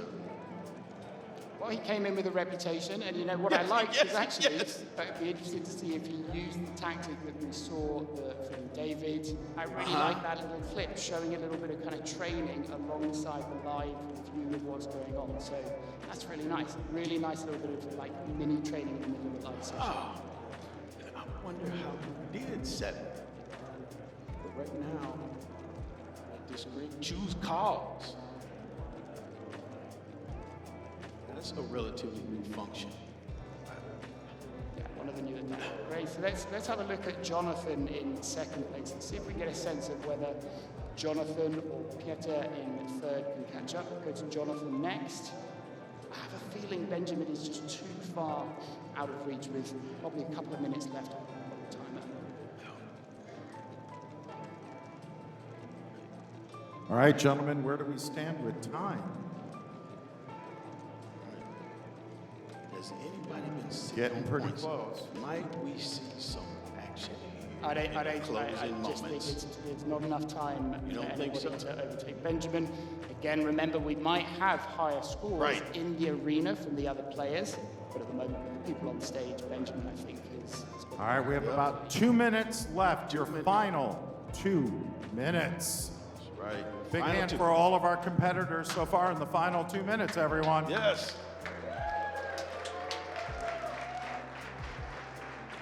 Final 2 minutes. Right. So we're looking at Jonathan's screen. Let's see. Oh, Jonathan. Working on. I think I saw a little bit of VBA coming in here. Oh, ooh. That is bold. Let's see if we can figure out what he's trying to do.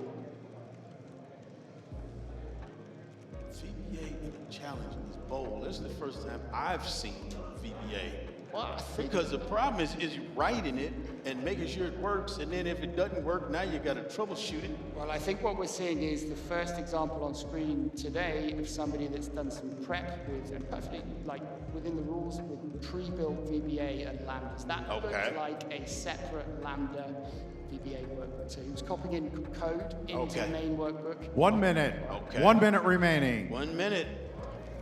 1 minute remaining. All right, let's give everybody a big cheer for the last minute. Come on, guys. Yeah, yeah. All right. Let's see.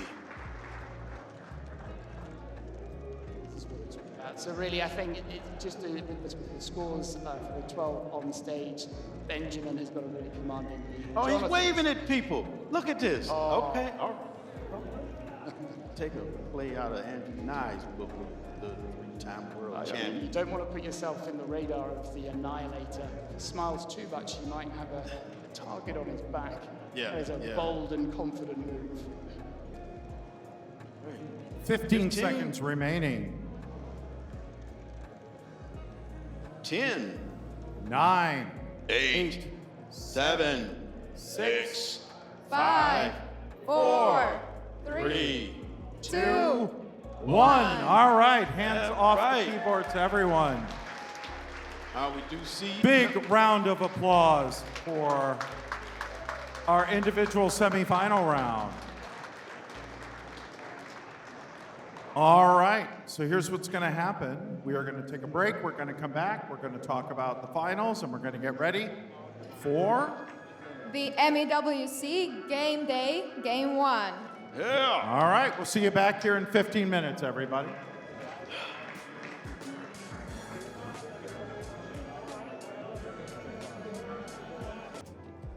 All right, let's once again give a huge round for all of our students who participated today. We were chatting earlier about some of the different countries that folks have come from. Would you do a rundown on some of the locations? Like, I was amazed to hear we had students from Madagascar. Yeah, like here on the stage, each student was from a different country, which is amazing. And overall here, Latvia, countries as Madagascar, obviously USA, Latvia, Lithuania, Poland, and many more countries. So it's really amazing how big and global this event has become. And we're looking forward to reaching even more and more countries. So awesome stuff. Again, just great participation from so many of you. Thank you for so many of you who traveled a very long way to get here for this. All right, let's take a look at our winners from the individual semifinals. And our winners are Benjamin Weber, University of Applied Sciences. And coming in very close are students, wow, all three from Iskane and the Toulouse Business School. Very impressive for everybody who came in, and some pretty tight scores overall. Until we get to the very top, not much more than about 120 points or so separating everybody out. Yeah, and as we can see, once again, the 13th place was so close. So, yeah. Maybe next year, Tim, you did a good job. All right, excellent. One more last final round of applause for all of our students. All right, it's time for us to now compete at the MEWC. So we're gonna bring down different folks. So how do we wanna kind of handle this? We wanna start bringing down our contestants. We wanna show our video. Actually, I think we have a video first. So let's go ahead and let's show our video. Welcome to the 2024 Microsoft Excel World Championship. We are glad to present you the case for the battle, Clash on Titan, designed by Harry Gross from the UK. Oh no! 4 insanely strong esports players have been injected with a crazy poison that turns them into 100-meter-tall evil titans. Luckily, you have prepared an antidote and have put together a team of elite Excel users in order to outmaneuver them and inject it to save them. The Titans all have individual unique abilities that will make it harder to defeat them. Your goal will be to use your team to defeat the Titans. The case has 140 questions of 7 levels of difficulty and 5 bonus questions. Plan your strategy wisely. Good luck. All right, Katrina, tell us a little bit more. Yeah, so we have our CEO and founder, Andrew Grigorjevich, here again on stage, and he will give a little introduction about the case. So, hi everyone again. That's a very interesting case. So, it's basically a bit of an Eastern act with, the Titans being like you guys, the top players, and then the squad who's going to be fighting with them, the guys who are maybe not yet become the champions. And yeah, that's going to be a very interesting case study. Basically battling through, modeling different, health power, attack power, who's going to be victorious.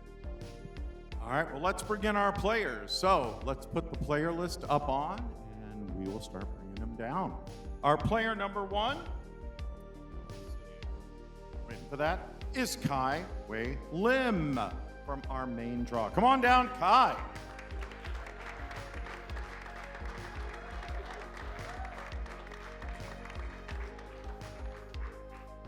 A little bit about Kai. He's a student at Singapore Management University, 4 years of Excel experience, and his favorite Excel function is actually my favorite too, which is conditional formatting. Our second. Yes, our second player is Gene Wallach. Come on down. And his favorite Excel function is let. All right.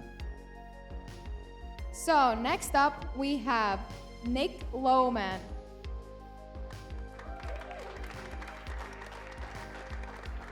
Nick has an Excel experience of 12 years, and his favorite Excel function is also let. Impressive. He's the Director of Finance and Analytics at Good 7 Management. management. Everybody welcome Nick. Next up, Peter Charles.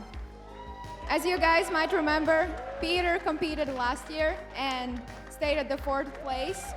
So let's hope he does better this year and maybe makes it to top 3. Peter is also a huge Taylor Swift fan and has had to put his Taylor Swift love on hold this evening by turning his shirt inside out. So a special awe for him. Ready? 1, 2, 3. That's what we like to hear. But look at the Excel experience, 19 years. That's impressive. All right, coming down next. Number 5, Thomas Marcello, Hayden Weisman.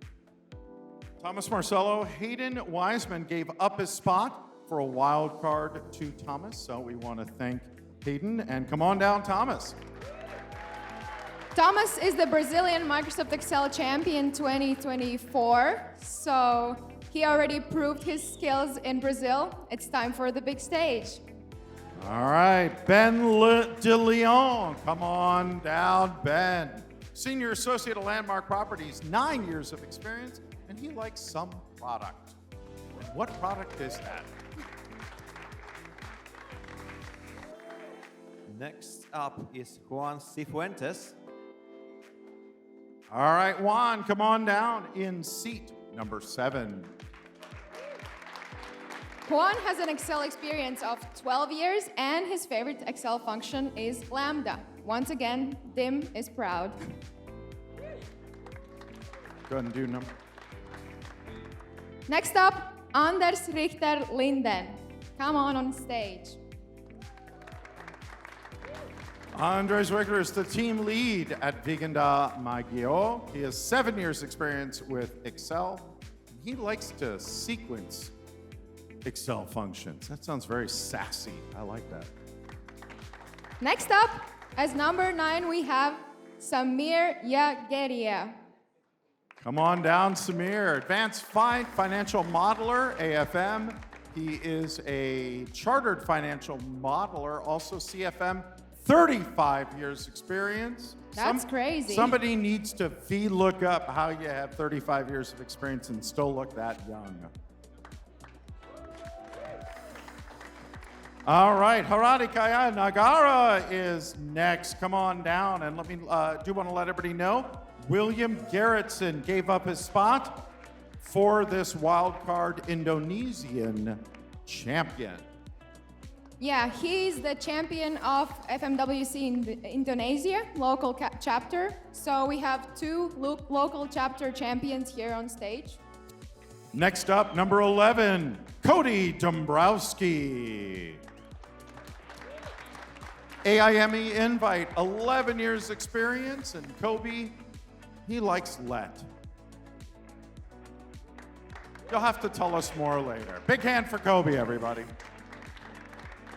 And our final seat, number 12. Is Matthew Fried. Matthew Fry, come on down. So, as we all know, today the last chance qualification round results got announced, and Matthew Fried had the 1st place, and he made it to the big stage. Congratulations. So a little bit about how the rest of today and tomorrow is going to work. We have 2 rounds for you this evening with 12 competitors, of which our top 3, correct? Move on.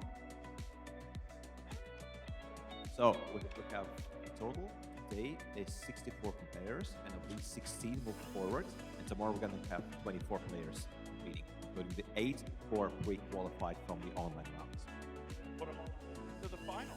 And then we will have our final tomorrow evening where we'll give away all the cool big prizes. Yeah, as we know, since October there were many online rounds happening. So here today on game day, we're seeing 64 players, and top 8 from last 32 is already qualified for tomorrow's game. All right. Before we get started, any questions from any of the players on stage or any of the folks in the audience? We have a question. Go ahead and stand up and as best as possible.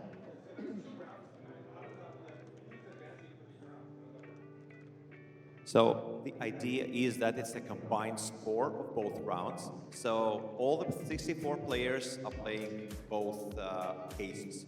And the combined score of both rounds is going to be your total score, and you're going to be, ranked by the total score. In case of a tie, the result of the second round will be the determining one. So if you are tied on points for both rounds together, and you are better than an opponent in the second round, you will qualify. That's again in case of a tie. Great question, thank you. Any other questions before we get started? Oh, one more, sorry, go ahead. Something's out on the computer? Oh, the lockdown on it. All right, we'll get somebody over there to take a look at it. So we'll pause here for a moment. And we'll get a tech over there and get that squared away. And when we get our thumbs up, then we'll get started. Yeah. The case we've already shown to you, have in front of you, and we'll give you a PIN number that will open up all of your data. The case is what we walk through up on the screen and what you also have in the printout. See, this is why the stuff we talk about, critical stuff. All right, we're just waiting for a thumbs up, and then we'll do our countdown, and then we should be good to go. There's another question? Yeah. Come on up a little closer so we can hear you. Sorry, say it again. Just the points. Yeah, the question was, does time count for anything? It's just the points. All right, we're waiting for our tech person to give us our thumbs up, and then we'll go. One more question, yes? Are the bonuses limited? No, the bonuses are not limited. So today, everyone can score all the bonus points. So if all of you 64 players score all the bonus points, you will all get points for everything. All right. No limits today. Did we solve our technical issue back there? Are we still? Not yet. Not yet, okay. Give it another minute. Any other questions since we have time? We have a question down here in the front. No, you will know this. So the question is, will you know the scores after round one? And yes, it's going to be the same principle as after the students' results. Yeah. So during the Right break, after the break, we'll come back and we'll give everybody all the results the same way we've been doing it so far. So you know how good you are after round one and how much you need to try in round two. All right. Still waiting on our technical issue. Is that a thumbs up, we're good, or almost? Oh, we're still Thumbs having down. an issue. Do we have a backup machine that we can move that person to? Not, probably not. Probably not. Do we need panels there, or? Okay, well, let's figure it out. All right. Entertain people with some Excel jokes in a while. God, I had a whole bunch of really bad puns and things like that. Who knows a good Excel joke?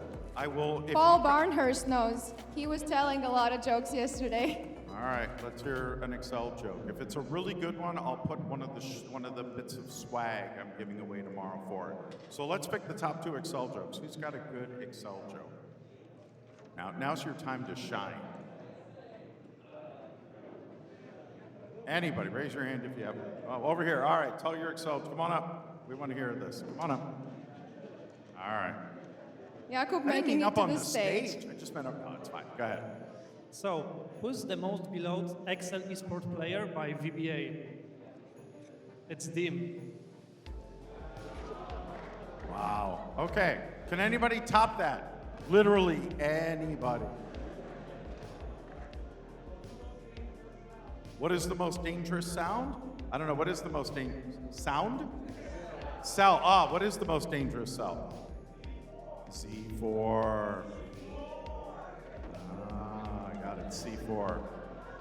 That's like, cell R2 and cell D2 and cell 3PO. These are not the cells you're looking for. Yes, got it. All right. Are we good? We're good to go? We're good to go. All right. Excellent.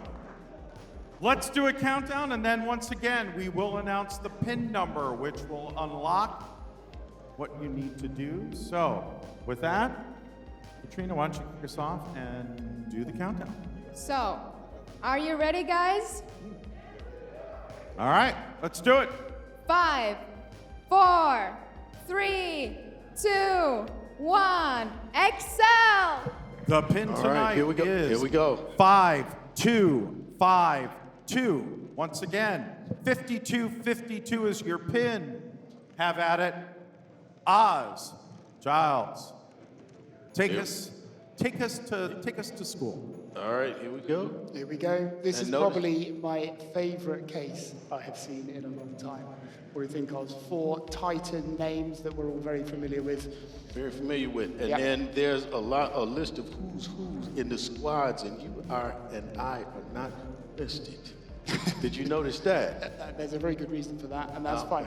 I like Michael Jarman's special power. He can just take away 6 competitors. He's probably wishing he had one of those powers for the finals today as well. Yeah. And All right, let's go to Peter Sharp. Peter Sharp, very well-known case author. Let's go to his screen Yep, first. let's see. What he's doing.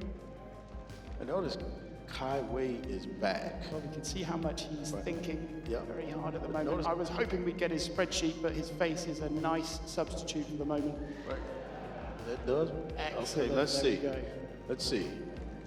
All right, so we've got to remember, and this threw me off a little bit earlier, because in the kind of battle rounds throughout the year, there's limited numbers of bonus points that you can get, but you don't have that pressure here. So I don't think we're going to see what we see throughout the year, which is people kind of strategically thinking, oh, do I need to go for this bonus point or this bonus point?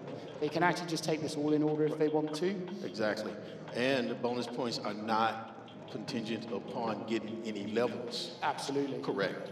All right. And notice that we have Kai Wei back, who competed just now in the student round. Yes. We had the last chance competition last night, and 16 students made it to compete with the pros. Yeah, and that's pretty amazing. I mean, if you think of some of the pros that we've got even in this field, remember we're looking at 12 on stage, we've got 56 in the arena competing, and correct me if I get any of these numbers wrong, Oz, 16 go through from today's 2 rounds. And there are some big names competing, including the LeBron James himself somewhere in this auditorium. Damn early. That's right. And we have Professor David Brown competing as well. Yeah, we can see him from our booth. All right, let's go to Nick Lohman, Yep. who is the first person to get points on the board. And 30 points. Yep, and that bonus point is asking how many squad members shared a first name with at least one other squad member. Yeah. So I think most of these, well, the first few bonuses in particular, I suspect everybody at this level knows things like countifs and uniques. You can get to these answers pretty quickly, which is why they've got low points individually. So you've got 250 points available from all the bonuses, 1,000 across the other levels. What are we seeing here? So can we go to the overall scores quickly? So we've just realized, amazing news that we should have known before. We can just ask for the overall scores to come on, and magically it will happen. So can we put that overall score screen on, just so that everybody can see where we're at in these first few minutes? I hope that's true. Right, because right now, Did I lie? Peter and Anders are tied now for first with 80 points. They've both cleared level 1. Well, Anders has part of level 1. Yeah, No, Gene does. Gene has part of level 1. Yeah, you can see. So, look, a lot of these questions ask for the number of squad members that are kind of taken out as you go through this. I think that in some way can make the whole thing a little bit easier. If you're comfortable with some of the matching functions and some of the kind of search modes that you've got, the sort modes, then you can get to the answer pretty quickly. So I think that's what we're going to be seeing quite a few competitors doing. So Gene I know well. So I post little challenges that I attempt to complete on YouTube, and Gene is always in my comments telling me how I can do it better. He's a very, very good modeler. And we see a let happening, and then we saw XVR Weiss. Is that a lambda named range? What's happening there? That is not a normal function. We're going to struggle with function names in different languages. On that note, let's go to Anders. who is currently in first place. Yes, moving fast. All right. And there's some more X lookup. All right. And an X look D3 hashtag meaning is referencing a dynamic range. Yeah, so I think what's happening, so Anders is already on level 3. I think what you're going to see is a kind of model setup that we've talked about before, where you're kind of solving things for one case, and then you're going to use a data table to solve the rest. I love this case. So you've got the 4 titans. There is an even bigger surprise coming up when people read through to the end of the case. There is a titan above all other titans. Oh, no. And it is a name that we might recognize in this agreement. Do you know who it is? Let's see if we get there. Okay, well, I'll point it out when we get there. All right. If we get there. All right. Let's see. Yeah, so let's get the leaderboard on, please. Let's give everybody watching a quick overview of the overall scores of the 12 competitors on screen. Perfect. There we go. All right, interesting. So look, Samir in 4th has gone to the bonus questions. I wonder whether that's just mental habit over the years of practice and trying these battles. He didn't have to go to the bonuses first, but he can. Yeah, you and can. There's no limit, right? No. And he's got him in fourth place already. All right, yeah, and I met Samir back in 2015, back in New York with the modeling competition back then. Nice. All right, let's go to Kobe on 80 points in 6th place. Let's get Kobe's spreadsheet Yes, what's up on Kobe screen. up to? Fantastic. Okay, so we got the K's. Yeah, so again, like things I find interesting with this sort of stuff, okay? So Kobe's doing a lot of work over to the right-hand side. I think for some of these levels, it's a really nice, relatively simple option. You've got 50 columns, 50 kind of people that these titans are going to be battling off against. And quite often, for some of the earlier rounds, you kind of need to replicate those 50 columns a number of times to get over to the answer. So you have to get used to scrolling across quite a lot, but you can get to the solution. And I wonder how many people might stay on the same page since you're scrolling anyway, just scroll on a little further. Yeah, you can do. I mean, I think we might also see some really modern Excel solutions with things like the scan function in here. I don't know whether people are going to try and solve things in one cell, but I wouldn't be surprised if we see some of that sort of modern Excel coming in. Everybody's on the board. Let's have a look Hi, at Ben and Matthew. Juan. Okay, let's see Matthew. Yeah. Oh, look at that, Matthew. We've got the back of his head and part of his spreadsheet. Right. That's a good start. Good tapping away at those keys. Spectacular. Love it. I love these keyboards, by the way. They're shiny. They have lots of colors. Okay, here's the spreadsheet. So if we look at Matthew, Matthew at the moment has solved level 1. See if we can figure out what he's doing. He's going down this sort of modeling route, okay? So he's trying to set something up, I suspect, that he thinks he can use in later levels. And Okay. you know, we're getting into the realms of really experienced competitors here. And I think this is one of the cases where they might be looking across the levels and thinking, actually, I might need to build something that I can tweak a little bit to get multiple level answers as you go through. Get himself all set up for the future. Yep.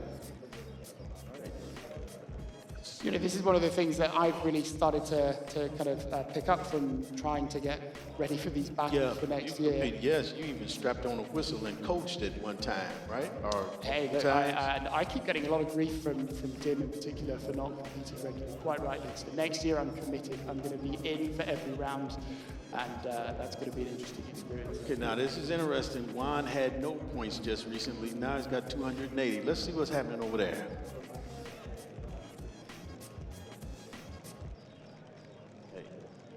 We can go to one who is now in first place, 280 points. After we look at all these beautiful faces. I mean, Samir's just, I thought he was just having a chat, but no, he's got a problem. Something's going on. Yeah, hope that gets rectified. Let's go to one screen if we can. Okay, here we go. Perfect. What's happening over Level here? 4. Level 4. Oh, and here again, dividing the cases by the sheet. So level 4 is where Michael Jarman, the deadly beer expert titan that he is, Out of Canada. starts to use his special power, which is not beer drinking in this case. It's actually just getting rid of competitors. All right. So as you go through these levels, Oz, I don't know whether you saw this, but in the mid-round, you have to deal with one Titan, then you have to deal with two, and then you have to kind of also build the logic to say, all right, well, if there's still enough people facing off against the first Titan, how do I build the logic to leave the remaining people to face off against the second, which I thought was really difficult. And then as you get even further on, you've got multiple Titans and they can all come in different orders, which I think is really, really tough. Yeah, yes, and it's by Harry Gross. Harry Grace. This guy's scary. He pulls together some really creative and tough cases. Can we go to the overall leaderboard again, just so we can see where everybody is? Fantastic. Gene, my helpful YouTube friend, is in joint first with one. It's very tight at the top still. Let's see what has happening with Kaiway.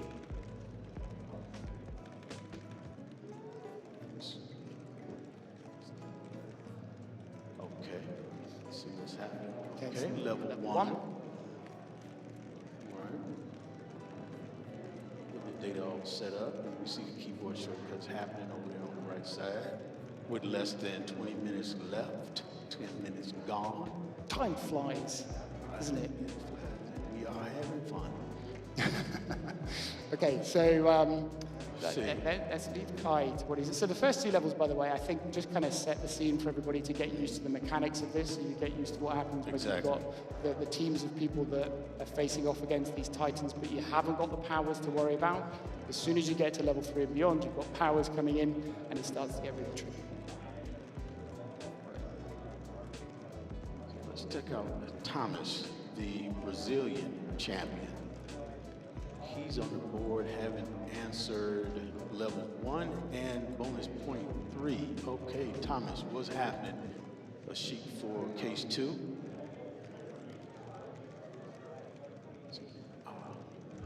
Got a sum function. Yeah, it is. It's always a nice added challenge for us to try and translate these functions. One we're going to fail at miserably, I think. But let's give it a go. Yeah, I'm up for that. Let's see. Okay, so you got a copy of the Squad Titans worksheet. Lots of activity. I think this is level 2, which is interesting. So I didn't think you got into the kind of need to put a data table over things until level 3, but you might be able to figure out what he's doing. Well, let's check out Samir, who's bounced into first place. Completely all of level 2. Do you know, I was speaking to somebody last night who was knocked out by Samir in 2021 and still remembers it to this day. Oh, man. Holding on to that. Hold on. Holding on. And then, man, as we were having that conversation, Samir rocked up and they met for the first time.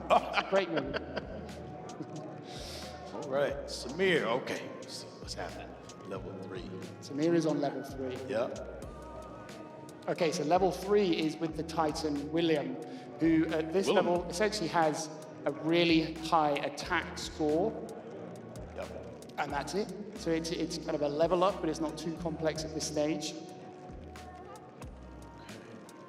He made a sequence function. Get the numbers across the top. So you'll see this lots of times with the pro players, all right? You've got the example text at the top. They're going to set out the logic for the model for this level across the top, and below you can see where he's copied in the numbers for the round. Yep. Eventually that's where the data table is going to come in, and that's going to give him all the answers for everything else at that level. We'll see if it works. Okay.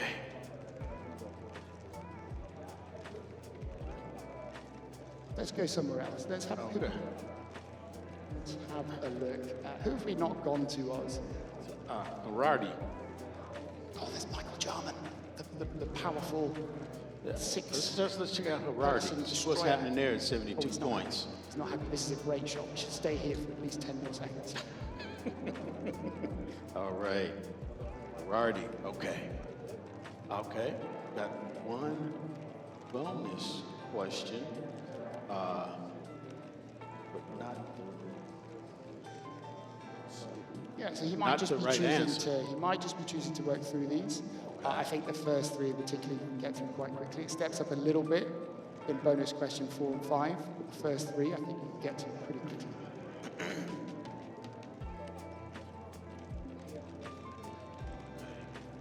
That's happening. Got an answer for the bonus question 1, but it's not right.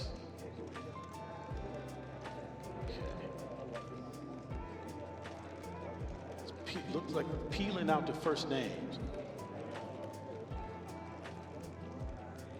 Let's see. He's got an answer for level 2.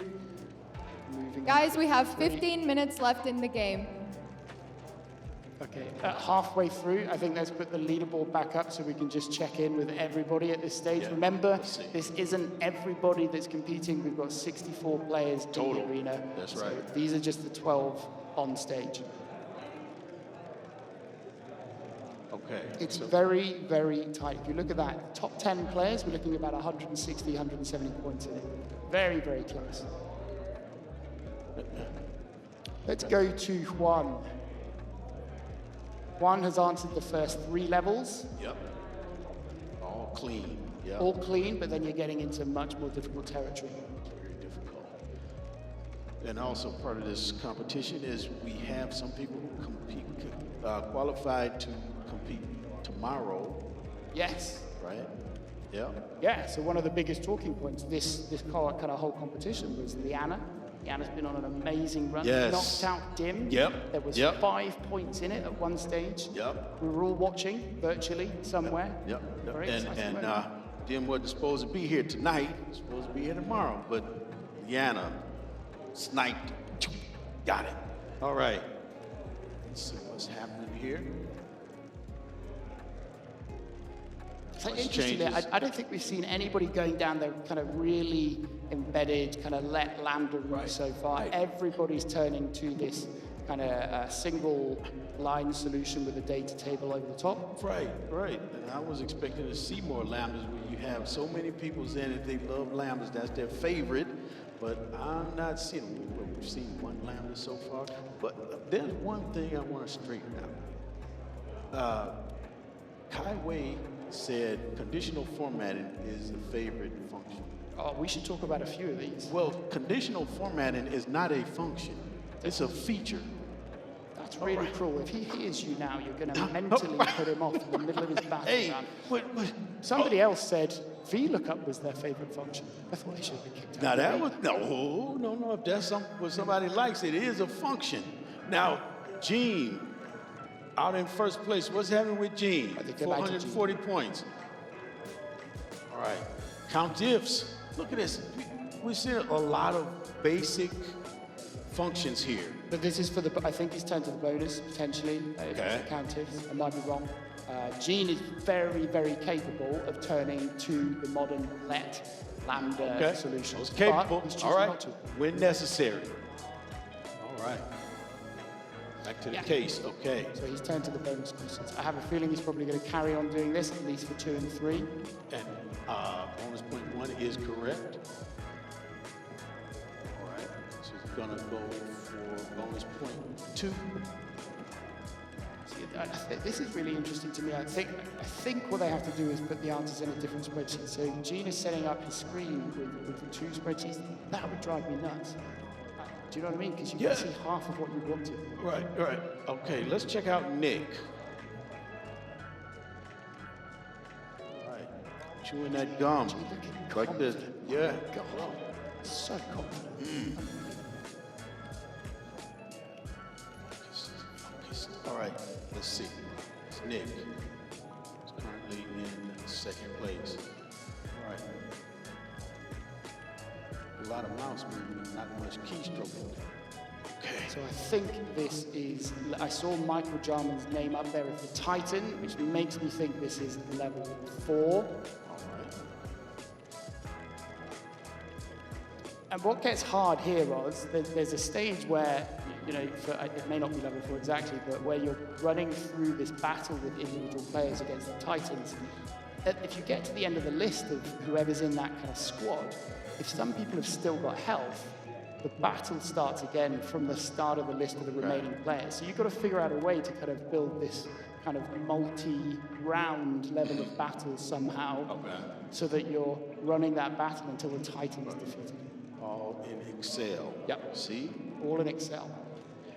Excel is not going to die. And I can tell you for a soon. fact, I could not do that with a lambda in one cell. I would have to break that out into multiple levels. Right. That would be fine, and excellent strategy. Let's see what's happening here. Let's go back to the leaderboard quickly. Gene has pulled away with a lead of Pulling away. 230 points at the moment. Let's get a cheer for Gene in the All right. auditorium. Yeah. Let's come on, y'all. Wake up! All right, so we have about 10 minutes left. In first place, we have Gene, 582. 10 minutes remaining. Samir at 282. 10 minutes remaining. Let's see how Samir is doing.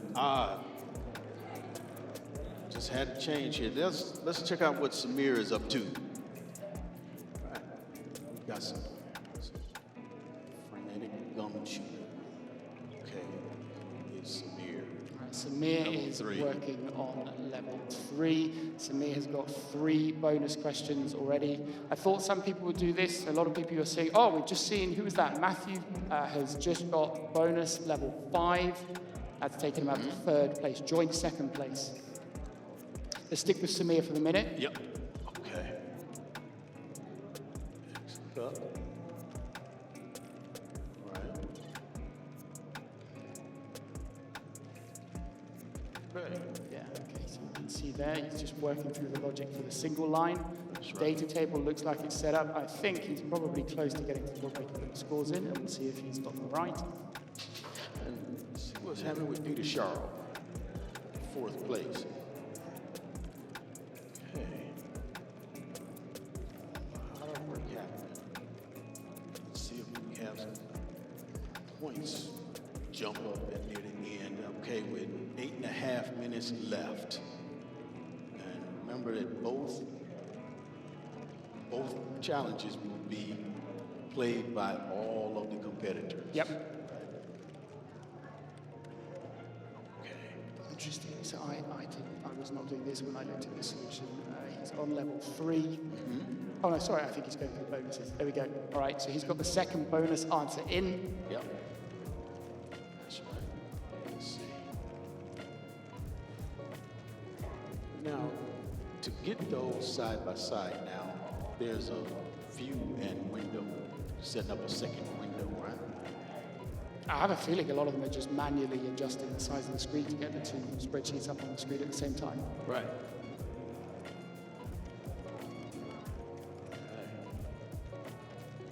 Right. Let's see if this is gonna get it for him. Yeah, so Bonus level. what you Bonus just saw question there 3. was another nice little tactic. So he's using an X lookup with a number that he knows is higher than anything that will be in the list he's looking up. And then you can use the search mode to get, I think it's the nearest lowest from that high number. And it looks like he got it. All right, let's go somewhere else. Let's have a look at Ben. Currently in 8th position Right, from yeah. those on screen Yep. with 260 points. And not much happening in the top few positions. Let's go to Ben de Leon. Ben De Leon. Right, 2 levels, first 2 levels completed, and 2 bonus questions. Okay, this is fantastic. That's right. Okay, So Ben has got levels 1 and 2 completely right. He's got bonus questions 2 and 3 right. And I assume he's currently working on level 4. Oh, there might be 4. It's level 4. And interestingly, I was like, I think the points are quite evenly split. I wrote them down somewhere. So you've got 1,000 points across these levels. You're right. 1 to 7, right? 7.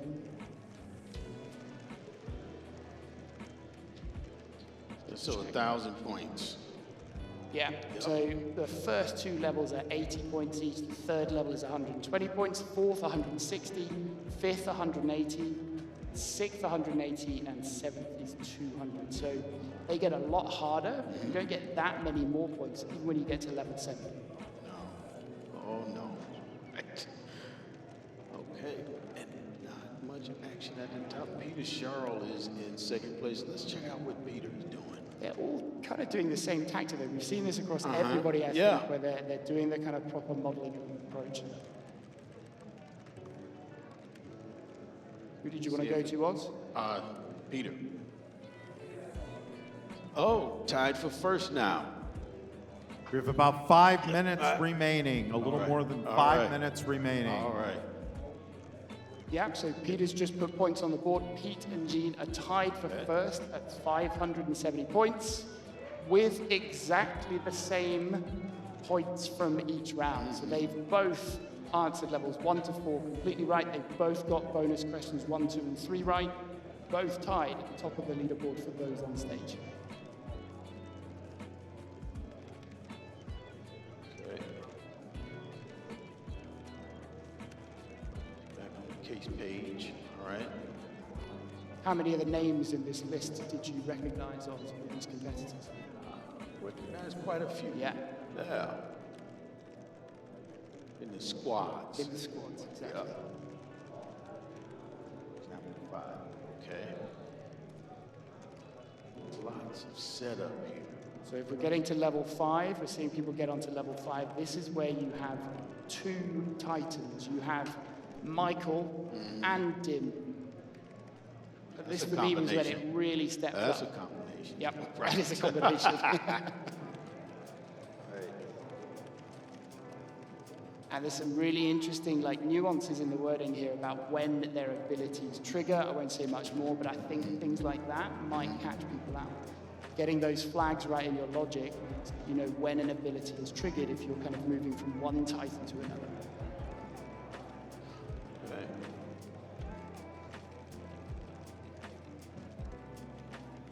All right, so Not much action here. Not much going on. yeah, but I'm not surprised, because I think when you get to this level, these modeling sections are going to take a little while. Okay. And I think Let's see. you could do it in a way where, with a little bit of tweaking, with you've got less a than solution 3.5 that minutes. works across 3 or 4 levels. Some of that's got to start paying off because we're running out of time. 3 minutes, we're into that final zone. Sometimes you'll see people throwing in a rand array at this Well, stage. there's a rand between. Rand between. Thank you for correcting. All right, we have 3 minutes left. Let's take a look at our leaderboard and where we're at. All right, we have Peter Sharl, Gene, place. and Juan, and very, very few points separating Peter and Gene. So, about 2.5 minutes left. Final sprint, Oz. Let's see our final sprint. All right, who do you want to We go are to in for it. the Let's- final sprint, Oz? Where do you want to go? Let's check out Kobe. See. Let's go to there. Kobe, currently on 310 points. See if We'll there's, stick with him. if there's any potential to come up with 200 points.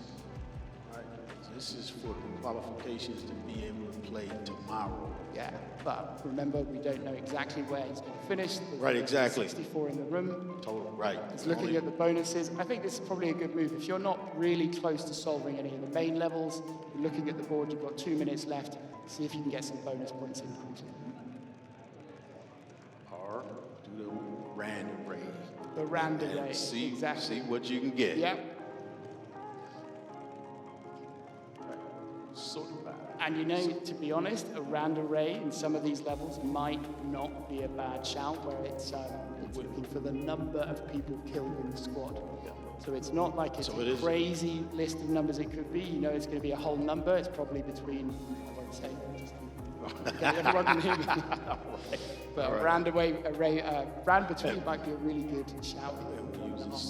Got sort by and that's a relative function. Yeah, and again, one of the bonus questions, if you're comfortable with sort by, I think there's 2 conditions that you need to sort by. If you know it, there's easy bonus points there for you. If you don't know it, it's pretty tricky. Yeah. Very true. Right. All right, we are close to the last minute. Can 1 we get a minute. cheer for everybody? 1 minute. One About 1 minute to go. All right. Yes. Let's take a last look at that leaderboard with about, a little more than 30 seconds to go. At close second place. 8 points, Gene has jumped into first place. Peter at close second place. And Matthew has jumped into third place. Right. Wow, quite a shakeout. All right, just a few seconds left, everybody. See if some of that setup, all that data and planning, see if it's gonna pay off or not pay off. It's gonna turn into something like a payday loan. You put all that stuff in there and then you wind up in trouble. Okay, no, drinking water. How much Okay, time do we have all left? right. We got 18 Gotta cool seconds. down. Last 15 seconds.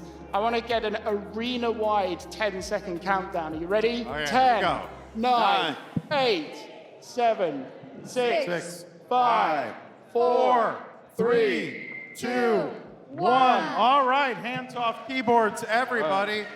Let's take a look at the board. And these are the only 12. Oh, let's take a look at our board. I think we're gonna wait till after our break. Oh, here we go. All right, Right. Gene, Peter, Matthew, and Ben, Juan, our top 5. Excellent job. Big hand for everybody. So now let's take a 15-minute break, and then let's get back to the full results. All right. All right. We'll get back. Full results when we get back, and then we'll get set for our last round of the evening, everybody.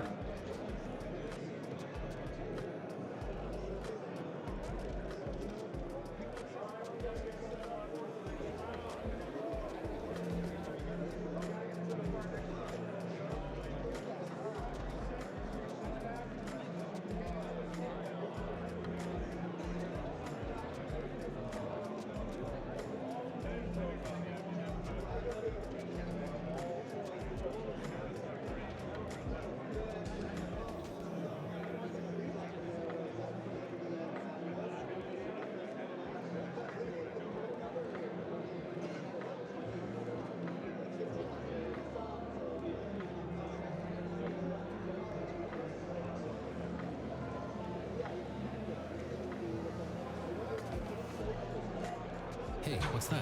And where's that? It's Trace over there. Here?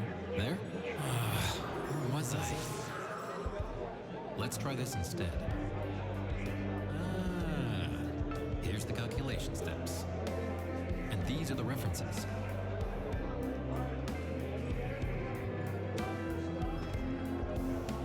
All in one visual map in Excel.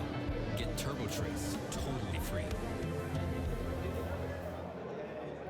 If you're looking to grow your business, worrying about having the right supplies and products in stock without overspending or wasting time shouldn't be on your to-do list.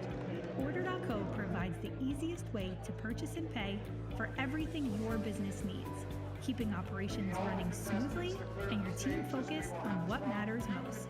Cut costs and complexity with every order and visit order.co today.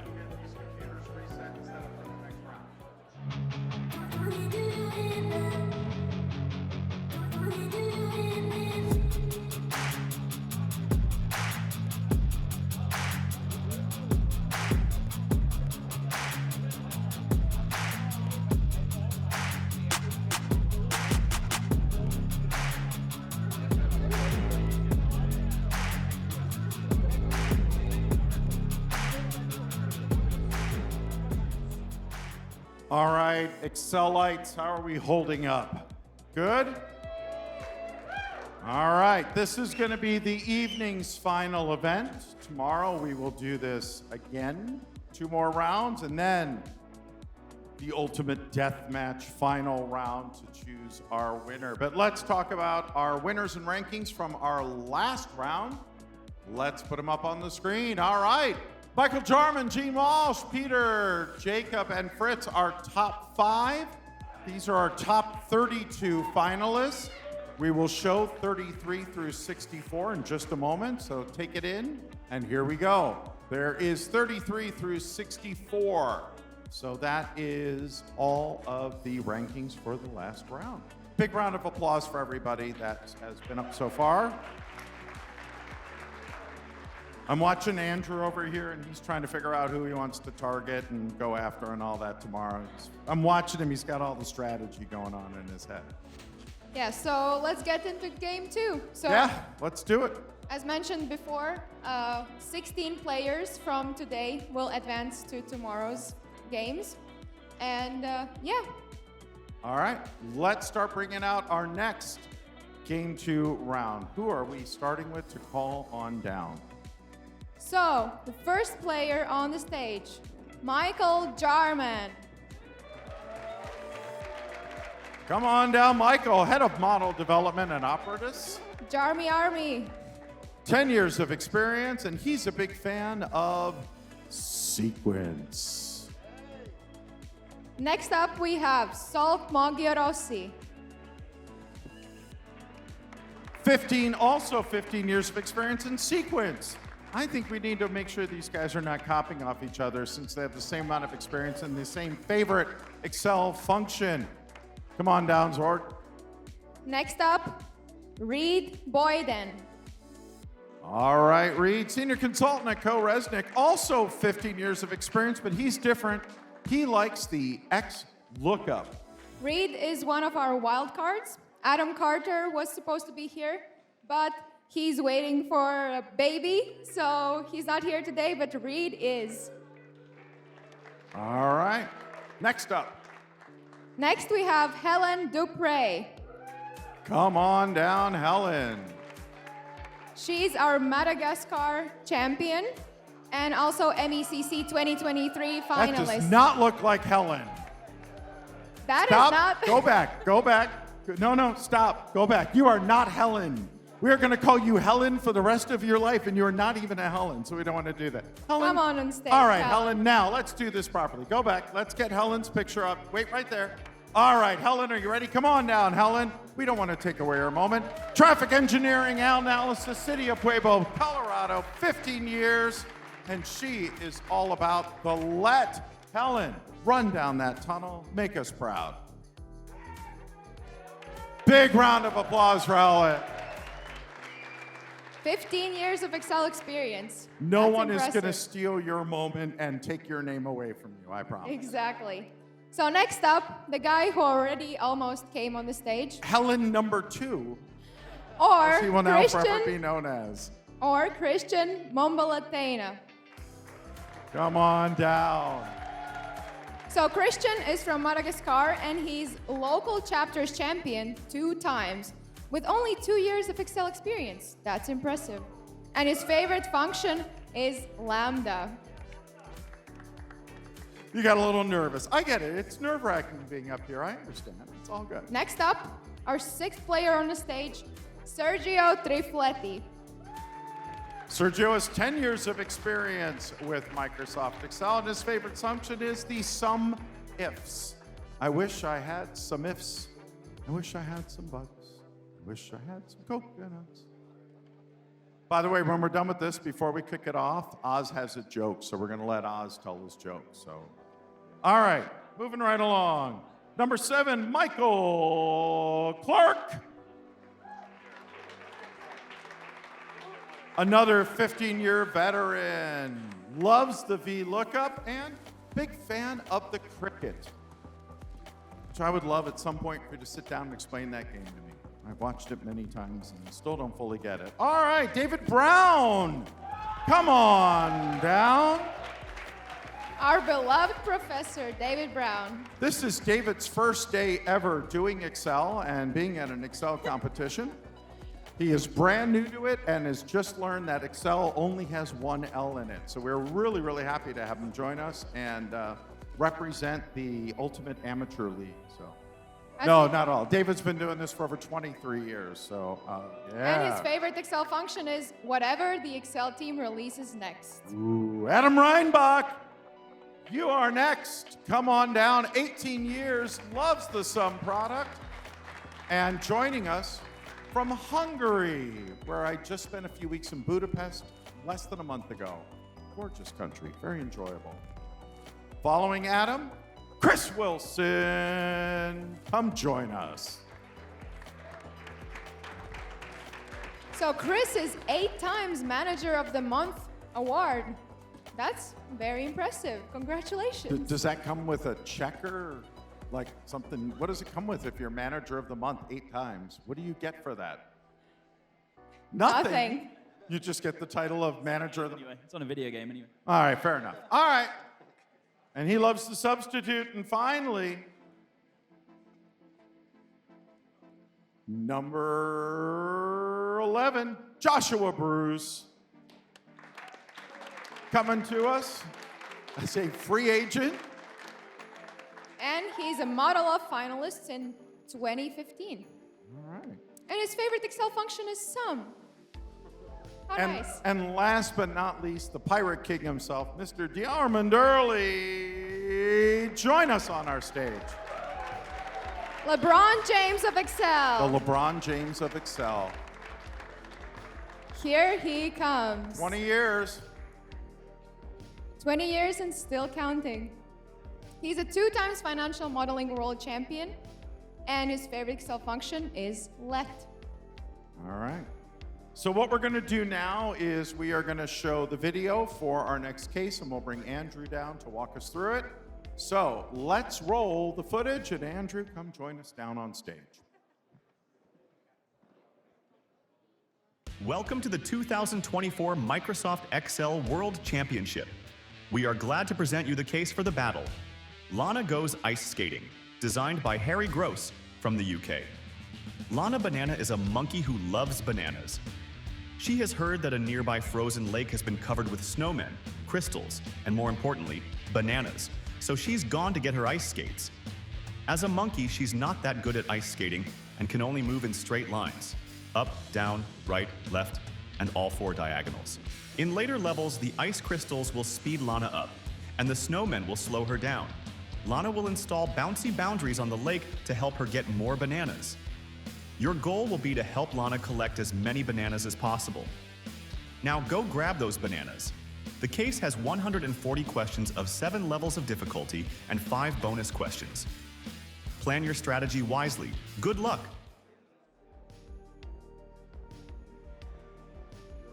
All right, that's a great case. Now we have the sequels. So that's a sequel from one of the cases that we had last year, and I hope you're going to guys enjoy that. As all the cases being written by Harry Gross, I know you're going to enjoy them. I enjoy testing them and setting up, like you get the case, you basically remove all the levels except level 1, promote level 1 to level 7, and try to write like easier levels. So, no, that's the style of Harry Gross. Amazing. So yeah, Lana Banana, I bet you won't make it to level 7, but let's see. As usual, you've got 5 bonus questions available to everyone. And in case of a tie, then this round is a little bit more valuable than the previous round. Any questions? Case-wise, rule-wise? Let's do the countdown. Let's do it together. 5, 4, 3, 2, 1. Excel! So the pin code for the case is 1144. That's 1144. Everybody go Excel. And Oz. Charles, for one last time this evening, take us to school. Yes, that's exactly what we're going to do. All right, they're taking us all to school. And it's the Harry Gross hour tonight. And did you see that picture? He's dressed like Harry Wild. Yeah, but did you tell your joke? No, tell your joke. Oh. What Excel function is the most vain? Which Excel function is the most vain? I give up. What is? VLOOKUP, because it always has to look right. Ah. Yes, that's right. All right. Is everybody into the cases? I see some activity. Let's see the Look at that. scores. Let's look at the Yes, look scores at to start off with. The people are leaderboard. already. Yeah, I'm not surprised we've got some scores on. Let's go to the leaderboard straight away. Let's definitely get it off of our faces. The leaderboard's yes. much better. That's better. There we go. All right, so lots of scores on the leaderboard already. A mix of strategies. We've got some people going straight to the bonuses, some straight to the main levels. That's right. Michael Jarman takes no lead. Oh, we've got to talk about the fact this is a map case. Yes, it's a map case. I hate map cases. And why is that? Because they're really hard. really, really hard. And this, I think, is harder than the original version of this case, Lana. So I think you might see some lambdas coming into play here, because as we were saying before... Right, well, let's look at Michael Jarman's score. See what he's done. He's got bonus question 1 and level 1 completed. So people are moving on this stuff, Jack. Okay, look at level 3. Yeah, I'm not surprised. So levels 1 and 2 were pretty straightforward. If you're familiar with functions like indirect, offset, there are other ways to get there. Level 3, it starts to step up a little bit. We get some obstacles that start to be introduced. So in this case, you're going across this ice rink, and as you get through these levels, we're going to introduce things like crystals, ice crystals that speed Lana up. Speed you up at turns. Yep, snowmen that slow Lana down. So I think this is really tricky modeling. Well, Harry Groves. Renowned for tricky case studies. As Andrew just alluded to, quite often Harry will send the kind of drafts of the case in, and what he's got as level 1, Andrew will then make like a level 6 or a 7 and make easier steps before that. Okay, look, what we can see on screen is the map. It's huge, and there are various approaches you will see to this. I wouldn't be surprised if we see some people using named ranges to get the map into a named range, and then at least you can pull it up. Yep, and I see arrow symbols. Arrows, again, another area where if you're comfortable with pre-built lambdas, you can get a huge advantage with directional challenges like this. So they do come up a lot in different challenges. Yep. Yeah, very common. So I think we've seen a lot of map cases. We see a lot of the use of the arrows. If you haven't got a pre-built lambda, you're going to have to do some magic with offset again, usually. And building that stuff is hell. Right, where would you want to go, Oz? Who should we look at? Everybody's on the board. Let's check out Sergio. Okay. There's the map, the pond. All the bananas that Atlanta has to find. Oh, okay. He's making a duplicate. That looked like a VBA that was imported in that's converted each cell to, I think it's a number. I'm struggling to see it completely here. Oh, it's right behind me. I think every cell has been converted to a number depending on what's in there. All right, let's see. All right, and Jarman, let's check out Jarman. Let's check out, there's a 3-way tie for first already. These things are moving, Jack. Okay. See, Jarman, and with 5 minutes in, everybody is on the board now. Well, hey, before we go to Michael, why don't we look at the leaderboard quickly, because we've got a 3-way tie at the top. So if we go to the leaderboard just very quickly, we've got David Brown, Joshua, and Dim tied on 160. We've got Sergio just behind with 140. That's right. Let's go to Jarman.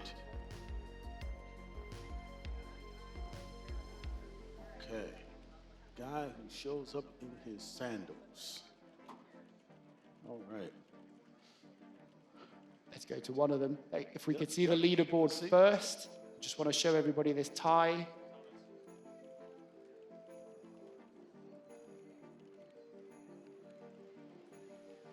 Look at this. Several people have jumped ahead. They solved level 1. Okay, so they got bonuses 3, 5, 6 bonus points. Bonus questions answered. Okay. All right, I think let's go to the leaderboard if we can, just to show everybody the scores. We haven't seen it for a while. There we go. Okay, so tied at the top. Yes, look at that. Christian almost there. As you said, Oz, everybody's got points on the board now. And the first 3 bonus points are not tied to a level, but bonuses 4 and 5 are. Right, so let's check out Jarman's screen. See what he's got going on. As in Michael, you want to go to Michael? No, Jarman early. Oh, you're doing it actually with the correct pronunciation. Yeah, let's go there. Call it Dim. All right, let's have a look at Dim. Dim early in 4th. Let's see what the LeBron... Oh, look at the pirate hat. Yeah. My God. All right. He's ditched it. Ron James thing. We're going to have to do All right, so where's Dim? Dim has got levels 1 and 2 complete. Bonus question 1 complete, so I assume he's working on level 3. So you've got to count the number of bananas at level 3 that are collected by Lana. Let's see what about this. Look at this. Okay, looks like add top. So is that a lambda that he just used? I wasn't looking, but I assume it is. So again, this is a directional case. You've got a starting position for Lana, and then a specific direction for each row for the level. So I know for a fact that there'll be some directional lambdas being used. Yeah. Let's check out that hat. We need a close up of it. Look at that. Oh, look at that. See. All right. And that's Liana, isn't it? On the Dim Slayer. Not. Yes, that's what's happening there. Oh, yeah. That's what's happening. Revenge, grudges. Motivation for Dim. He's got her face on. See if it works. All right.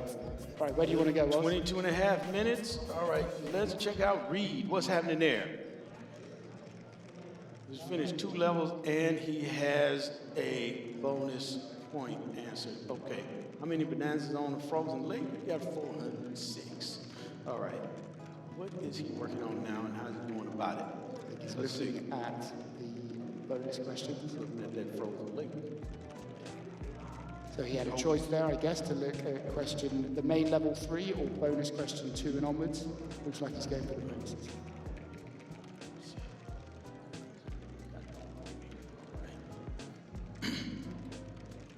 And you know, that might be, even if you look at level 3, level 4 onwards, there's quite a lot of, well, from level 4 there's a lot of text. You might just look at some of those questions and you just get some quick points on the board from those bonuses. Strategy.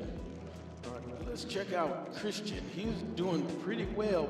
You know, people are still kind of tight here. All right, so it's still anybody's game with 21 and a half minutes left. Let's see what's happening with Christian. I think it might be a low-scoring round. Again, I think this is a really hard case. I don't know if you've tried one of the map cases. They are. They're a mess. They're a mess trying to understand them. And then you got to watch out for corners. The corners, like you look at something that's adjacent. Well, something that's up, down, left, right is obvious, but the angled ones, so they can trick you up. Some of the pre-built lambdas that you'll see will deal with that. So you'll have kind of variables that will allow you to put diagonals in rather than just straight lines. Okay, so now Christian's got a scan and a lambda happening. Okay, it's happening. Okay, 9th place, 40 points. What's he got? Yeah, so what you've got going on there, that is a scan's going to give you that kind of cumulative position with each of the individual steps kind of logged one by one over to the right. And you can see there, J, over to the right. And you can see there in column H, you've got the individual direction for each of the rows within this level. The starting cell in column G. So you need to, I don't know if he's used it, I'm assuming there might be an indirect in there somewhere. And then using the arrows to move from that starting position. Now let's check out David Brown. The professor. Yes, check him out. The professor. The professor. That's right. Couldn't get the folks off the island. But he did bring a fan load of students to us, right? Well, huge respect to him, you know, he's brought 100 students along and he's putting himself out there on stage. That's right, that's right. And he did make a promise, by the way. What's that? I heard that every time a student gets a higher score than him, he's going to buy them, I think it was 10 beers each. Is that right, David? I'm looking over. Now that I don't know. Some liability Oh no, here. that was the first. Hang on, I'm going to get him in trouble. That was the first half of the story. The second part was that all of the students aren't old enough to drink, so he then said he couldn't do that. Right, exactly. Had to finish that story. There's David Brown, the professor. Man, okay, David Brown. Let's see. Right. In this four-way tie. Oh no, Dim early.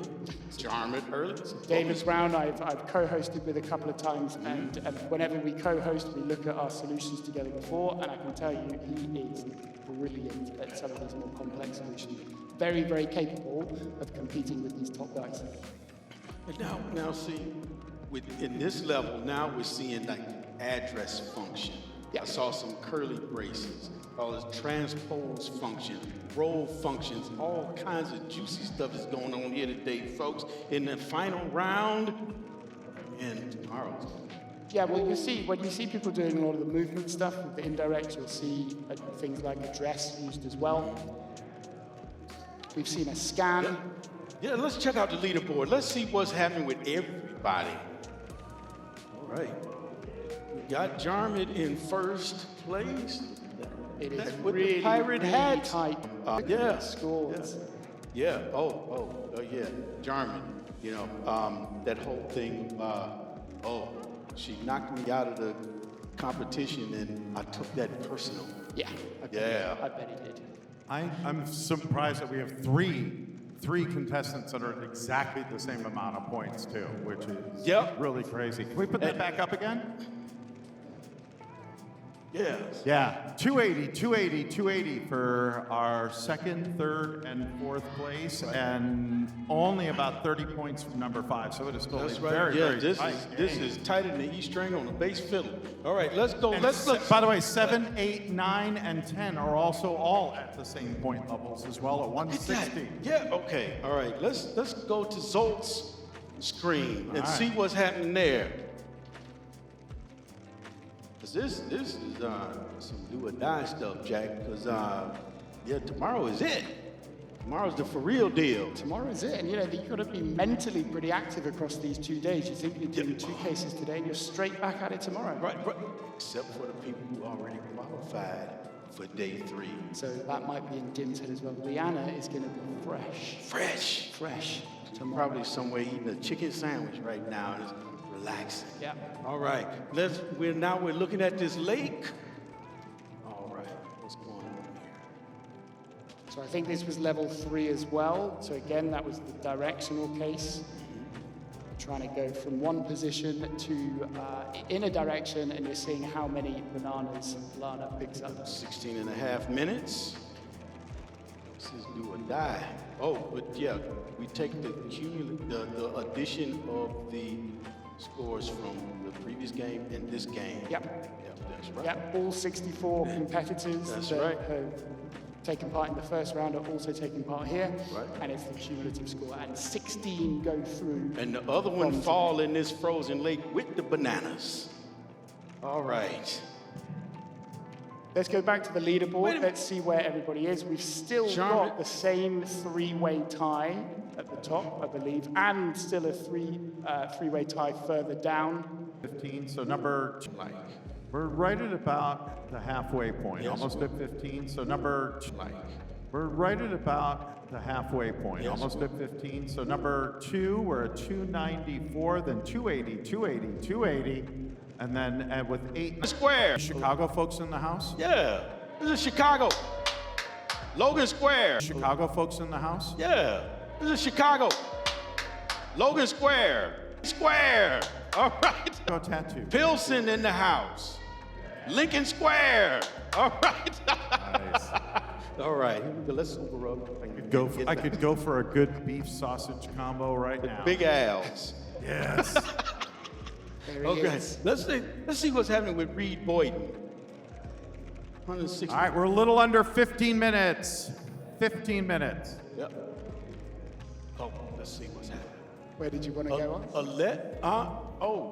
Where did you want to go? Reed? Oh, I thought you meant in Chicago. Oh, no. Okay, all right. I wanted to go right here to Reed at 160 points in ninth place. So we've Okay. learned this now. We're zooming in on Reed. We didn't realize they were doing this. Zooming in. This is when and you then hear we that go to the spreadsheet. Here we go. Right? All right, so what's Reed doing? Reed has got points for levels 1 and 2 and bonus 1. Yep. Okay, so it's still moving. Everybody's still moving. Even Helen is still moving because we've seen some people that just fall in the last place and seem to lay down. I think a lot of people are following the same approach. They're doing the first 2 levels, probably hitting level 3 and thinking that feels a bit harder, looking at the bonus levels 1 and 2, and then I think everything just gets a bit harder, to be honest, from there.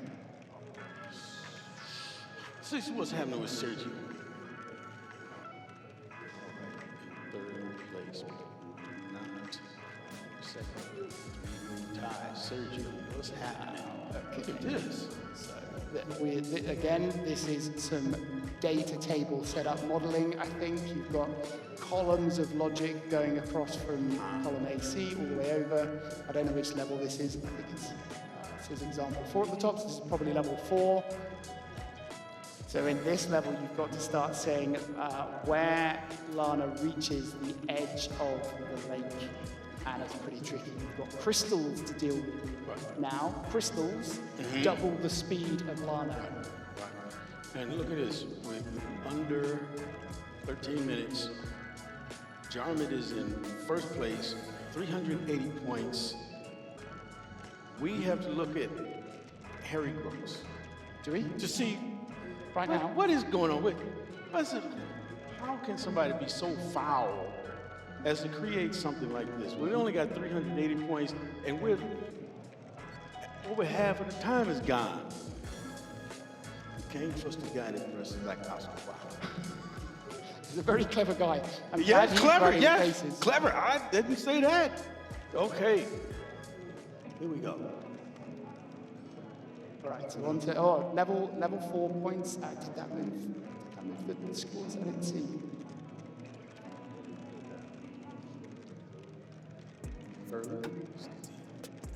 I didn't see if that moved the points. It's a shame. Okay, let's go back to the leaderboard for 2 seconds. Yes, let's see get what's a happening. view of everyone on stage. It has the full mosaic.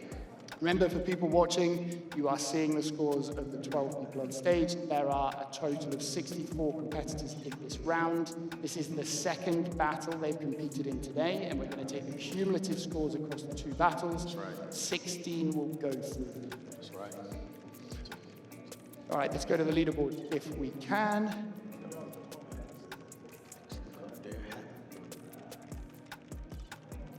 While we're waiting, we'll just say Dim is still in the lead, but the scores are still tight. So we've got Dim, Sergio, and Michael John. There we go. Look at that. Look at those scores. Dim has just taken another leap forward, though, as we turn to the leaderboard. I think he's just got level 4, potentially. I wonder if he's just said, look, just never mind with all these other levels. Just go to the bonus points. Which we could ask him that with his pirate hat on. Well, he's done 2 things nobody else has at the moment. He's got full points for level 4, and he's got bonus question 4 as well. Right? Should we go over to Dim and just have a look at where he's at? I assume he's either looking at level 5 now, where you've got snowmen as well. So you've got crystals that speed Lana up. You've got snowmen to deal with that slow her down. Dim? I don't know where it is. Okay, there he is. There he is right there. He's in the zone. With a snowman. What is it? In the zone. I'm just a coal Right, so we've got Dim on screen. We're almost into the final 10 minutes of this second battle of the day. Let's see. Yeah, you got to give it up to them because they've done this back to back. And yeah, we see 12 on the stage, but we got a total of 64 competing. We're at 10 minutes remaining. 10 minutes remaining. Yeah. All right. And if you look at what he's doing there, so if you look at some of these columns, you've got a count of the turns, which you definitely need to answer the question. But you've also got a column in there that was looking at the speed.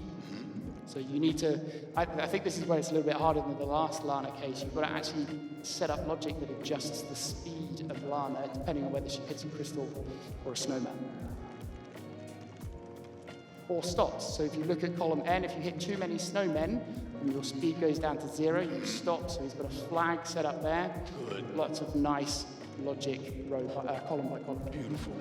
It seems to be working for him, this strategy. Again, what we've seen so many times already today, over on the right-hand side, you've got the data table ready. So in R5, I think it is, that's going to be the one live cell, and everything around that is the one-way data table that's going to give the answers to every other question in that section. There it is, you see?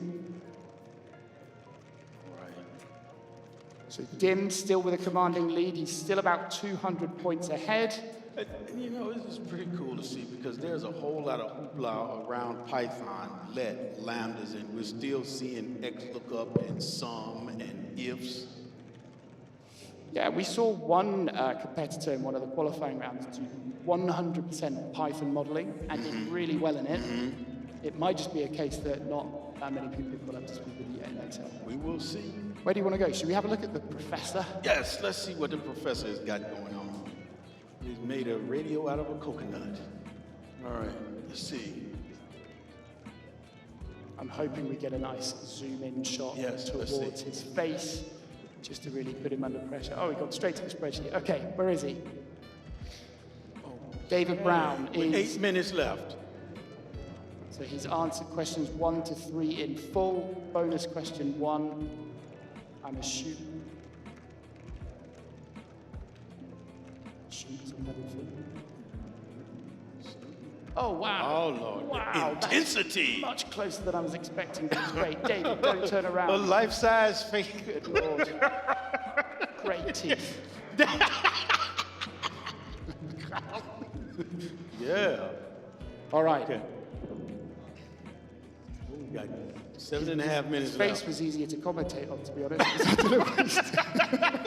Let's bring the gigantic face back. No, not. Okay. All right, 7 minutes. 7 minutes, 10 seconds. Let's have a quick look at the leaderboard, and then we can decide where to go after that. That's right. Because Jarman still has quite a sizable lead, and then the rest are pretty tight. Yeah. But they can't get too confident, remember, because they might see themselves at the top of this leaderboard. Yeah, we have where they David. sit Right, we compared don't to know. others. Right. Yeah. We don't know. We have David, Chris, and Joshua all at 280 points, tied up. Christian at 268, knocking at the door, and Adam at 260, Helen at 250. So it is still for a lot of these slots, and who's going to be moving on to tomorrow. Yeah, That's right. Anybody's race. Right, because we don't know. We don't know. Because, okay. Can we try something different, Oz? Yes. Let's ask people here where they want us to go. Shout out. The first name we hear loudest, we will go to that screen. I didn't hear a thing. Hang on. I heard Ralph Wilson. There's no Ralph Wilson. David Brown. No, we just been. Oh, it was him. Chris Wilson. I heard Chris Wilson. Let's Chris go to Wilson, Chris Wilson. I But we heard want a first, nice yeah. zoom into his face so we can compare teeth. Okay. Let's see. That's David Brown. Yep, that's David Brown. good. Still 5 minutes left. under Got 6 a minutes. Okay. Let's see. Okay. Joshua Bryson moved up to 420. 9 Jarman, 592. I don't feel like they're going to give me what I want. I want Chris. 5.5 minutes. All right. Let's see. Let's look at Christian's screen. He was having 268.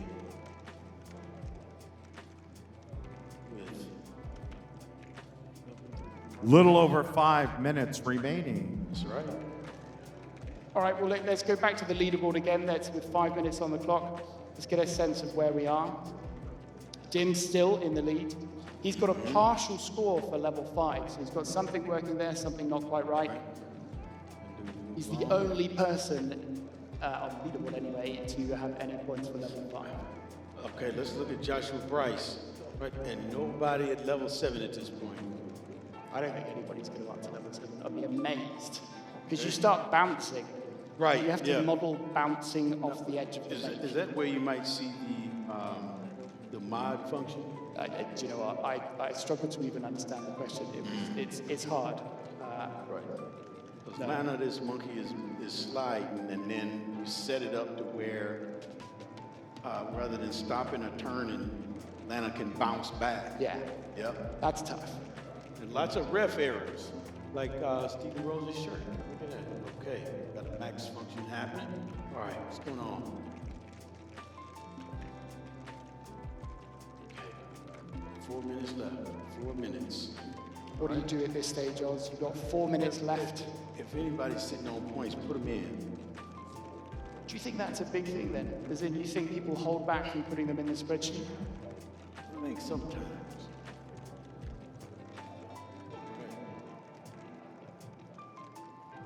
That's a good wide receiver does not raise their hands up to catch a ball. They leave their hands low so that the secondary can't see the ball coming in. It the ball just comes in. That's a strategy. I'm amazed that you just made that comparison to spreadsheets, but I'll take it. It's great. All right, where do we want to go? 3.5 minutes left. Who have we not looked at? Helen. Helen Dupree. Can we get a shout out for Helen? Yes, Helen. All right, come on, come on. I'm suspicious. Don't think that's Helen. I'm confident that's not Helen. There's Captain Hook. Okay, here we go. Helen on screen. So Helen, how's she doing? She's full points for levels 1 and 2. 3 minutes 75% remaining. for level 3, and bonus question 1. Oh,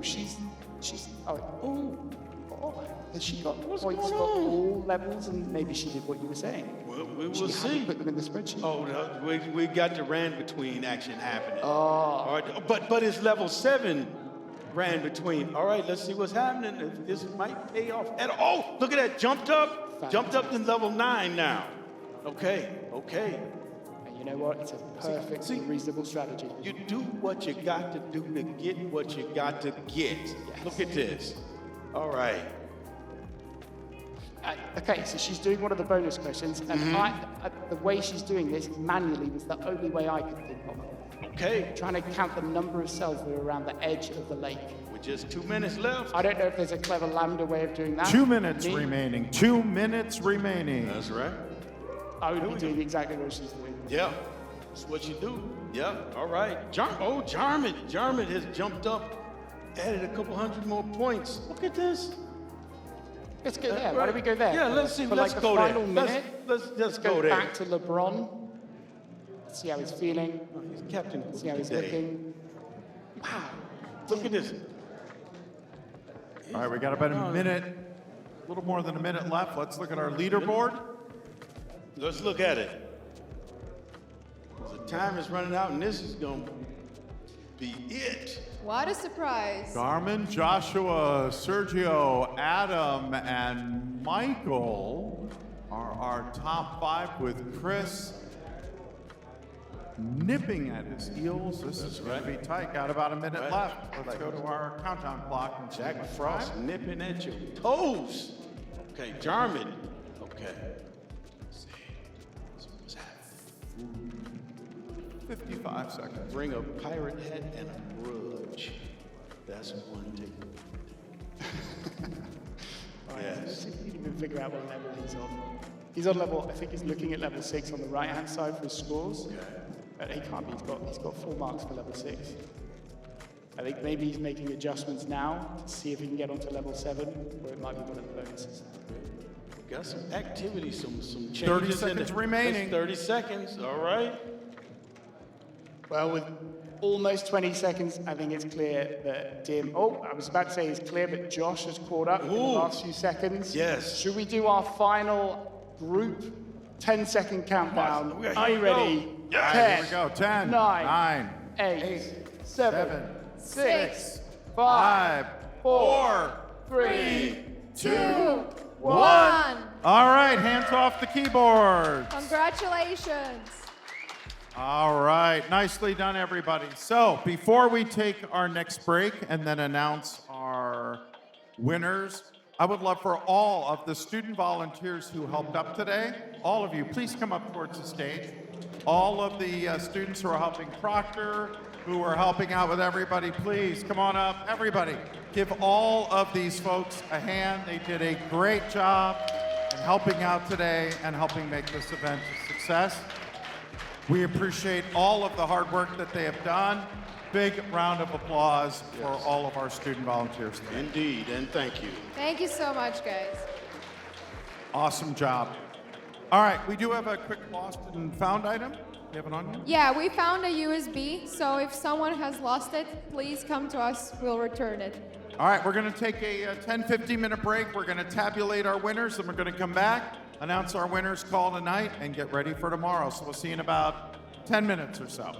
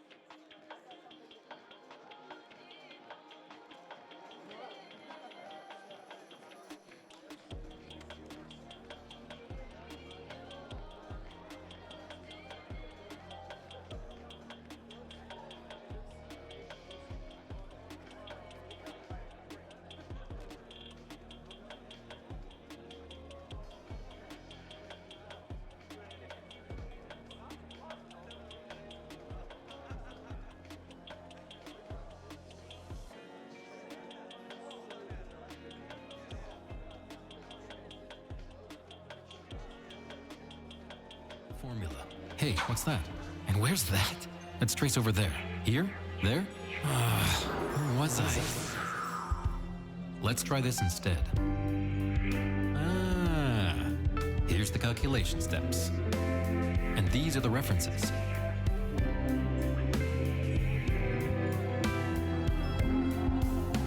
All in one visual map in Excel. Get TurboTrace totally free. You've modernized your data cloud, but do you have a modern intelligence cloud? With the familiarity of a spreadsheet, enterprise-grade security and governance, and cloud scale, Sigma empowers everyone to data confidently. Analyze, collaborate, act. Know your past, action your present, predict your future. Sigma.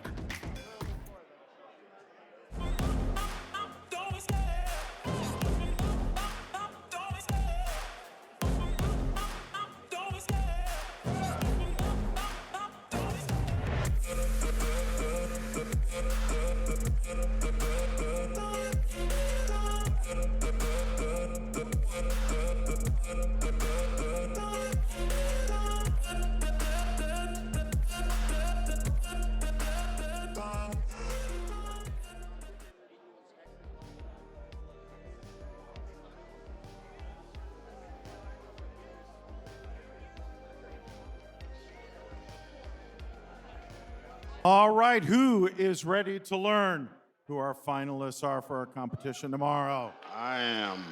Come on, we've been through this whole evening together. Who's ready to see our finalists?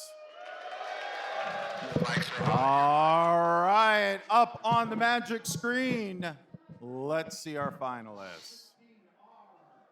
Da-na-na-na-na-na-na, ta-da! Okay. Wow. So the top 16 is qualifying for tomorrow for semifinals. So our top 16 are Darman, Peter, Jeremy, Joshua, Juan, Jean, Michael, Eric, Ben, Jacob, Benjamin, Kobe, Adam, Lorenzo, Nick, and Anders. Congratulations, guys. Let's go ahead and see number 33 through 64 so everybody else can see where they placed.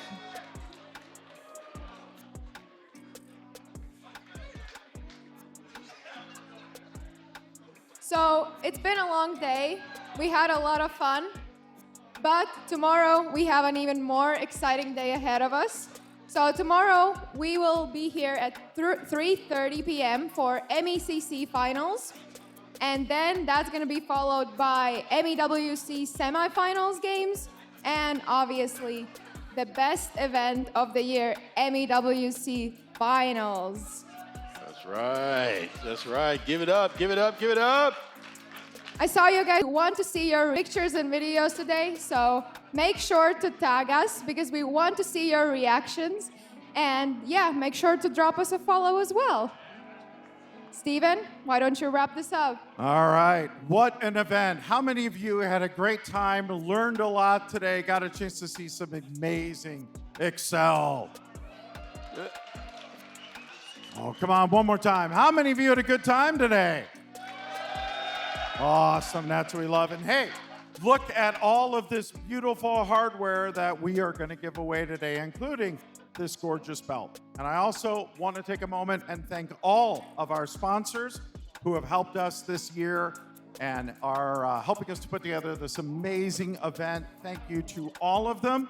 We have some really, really great stuff happening tomorrow. I can't wait to see how this all ends. So, from myself, from Katrina, and from everybody here at the Microsoft Excel World Championships 2024, thanks so much for joining us, and we will see you tomorrow for the finals.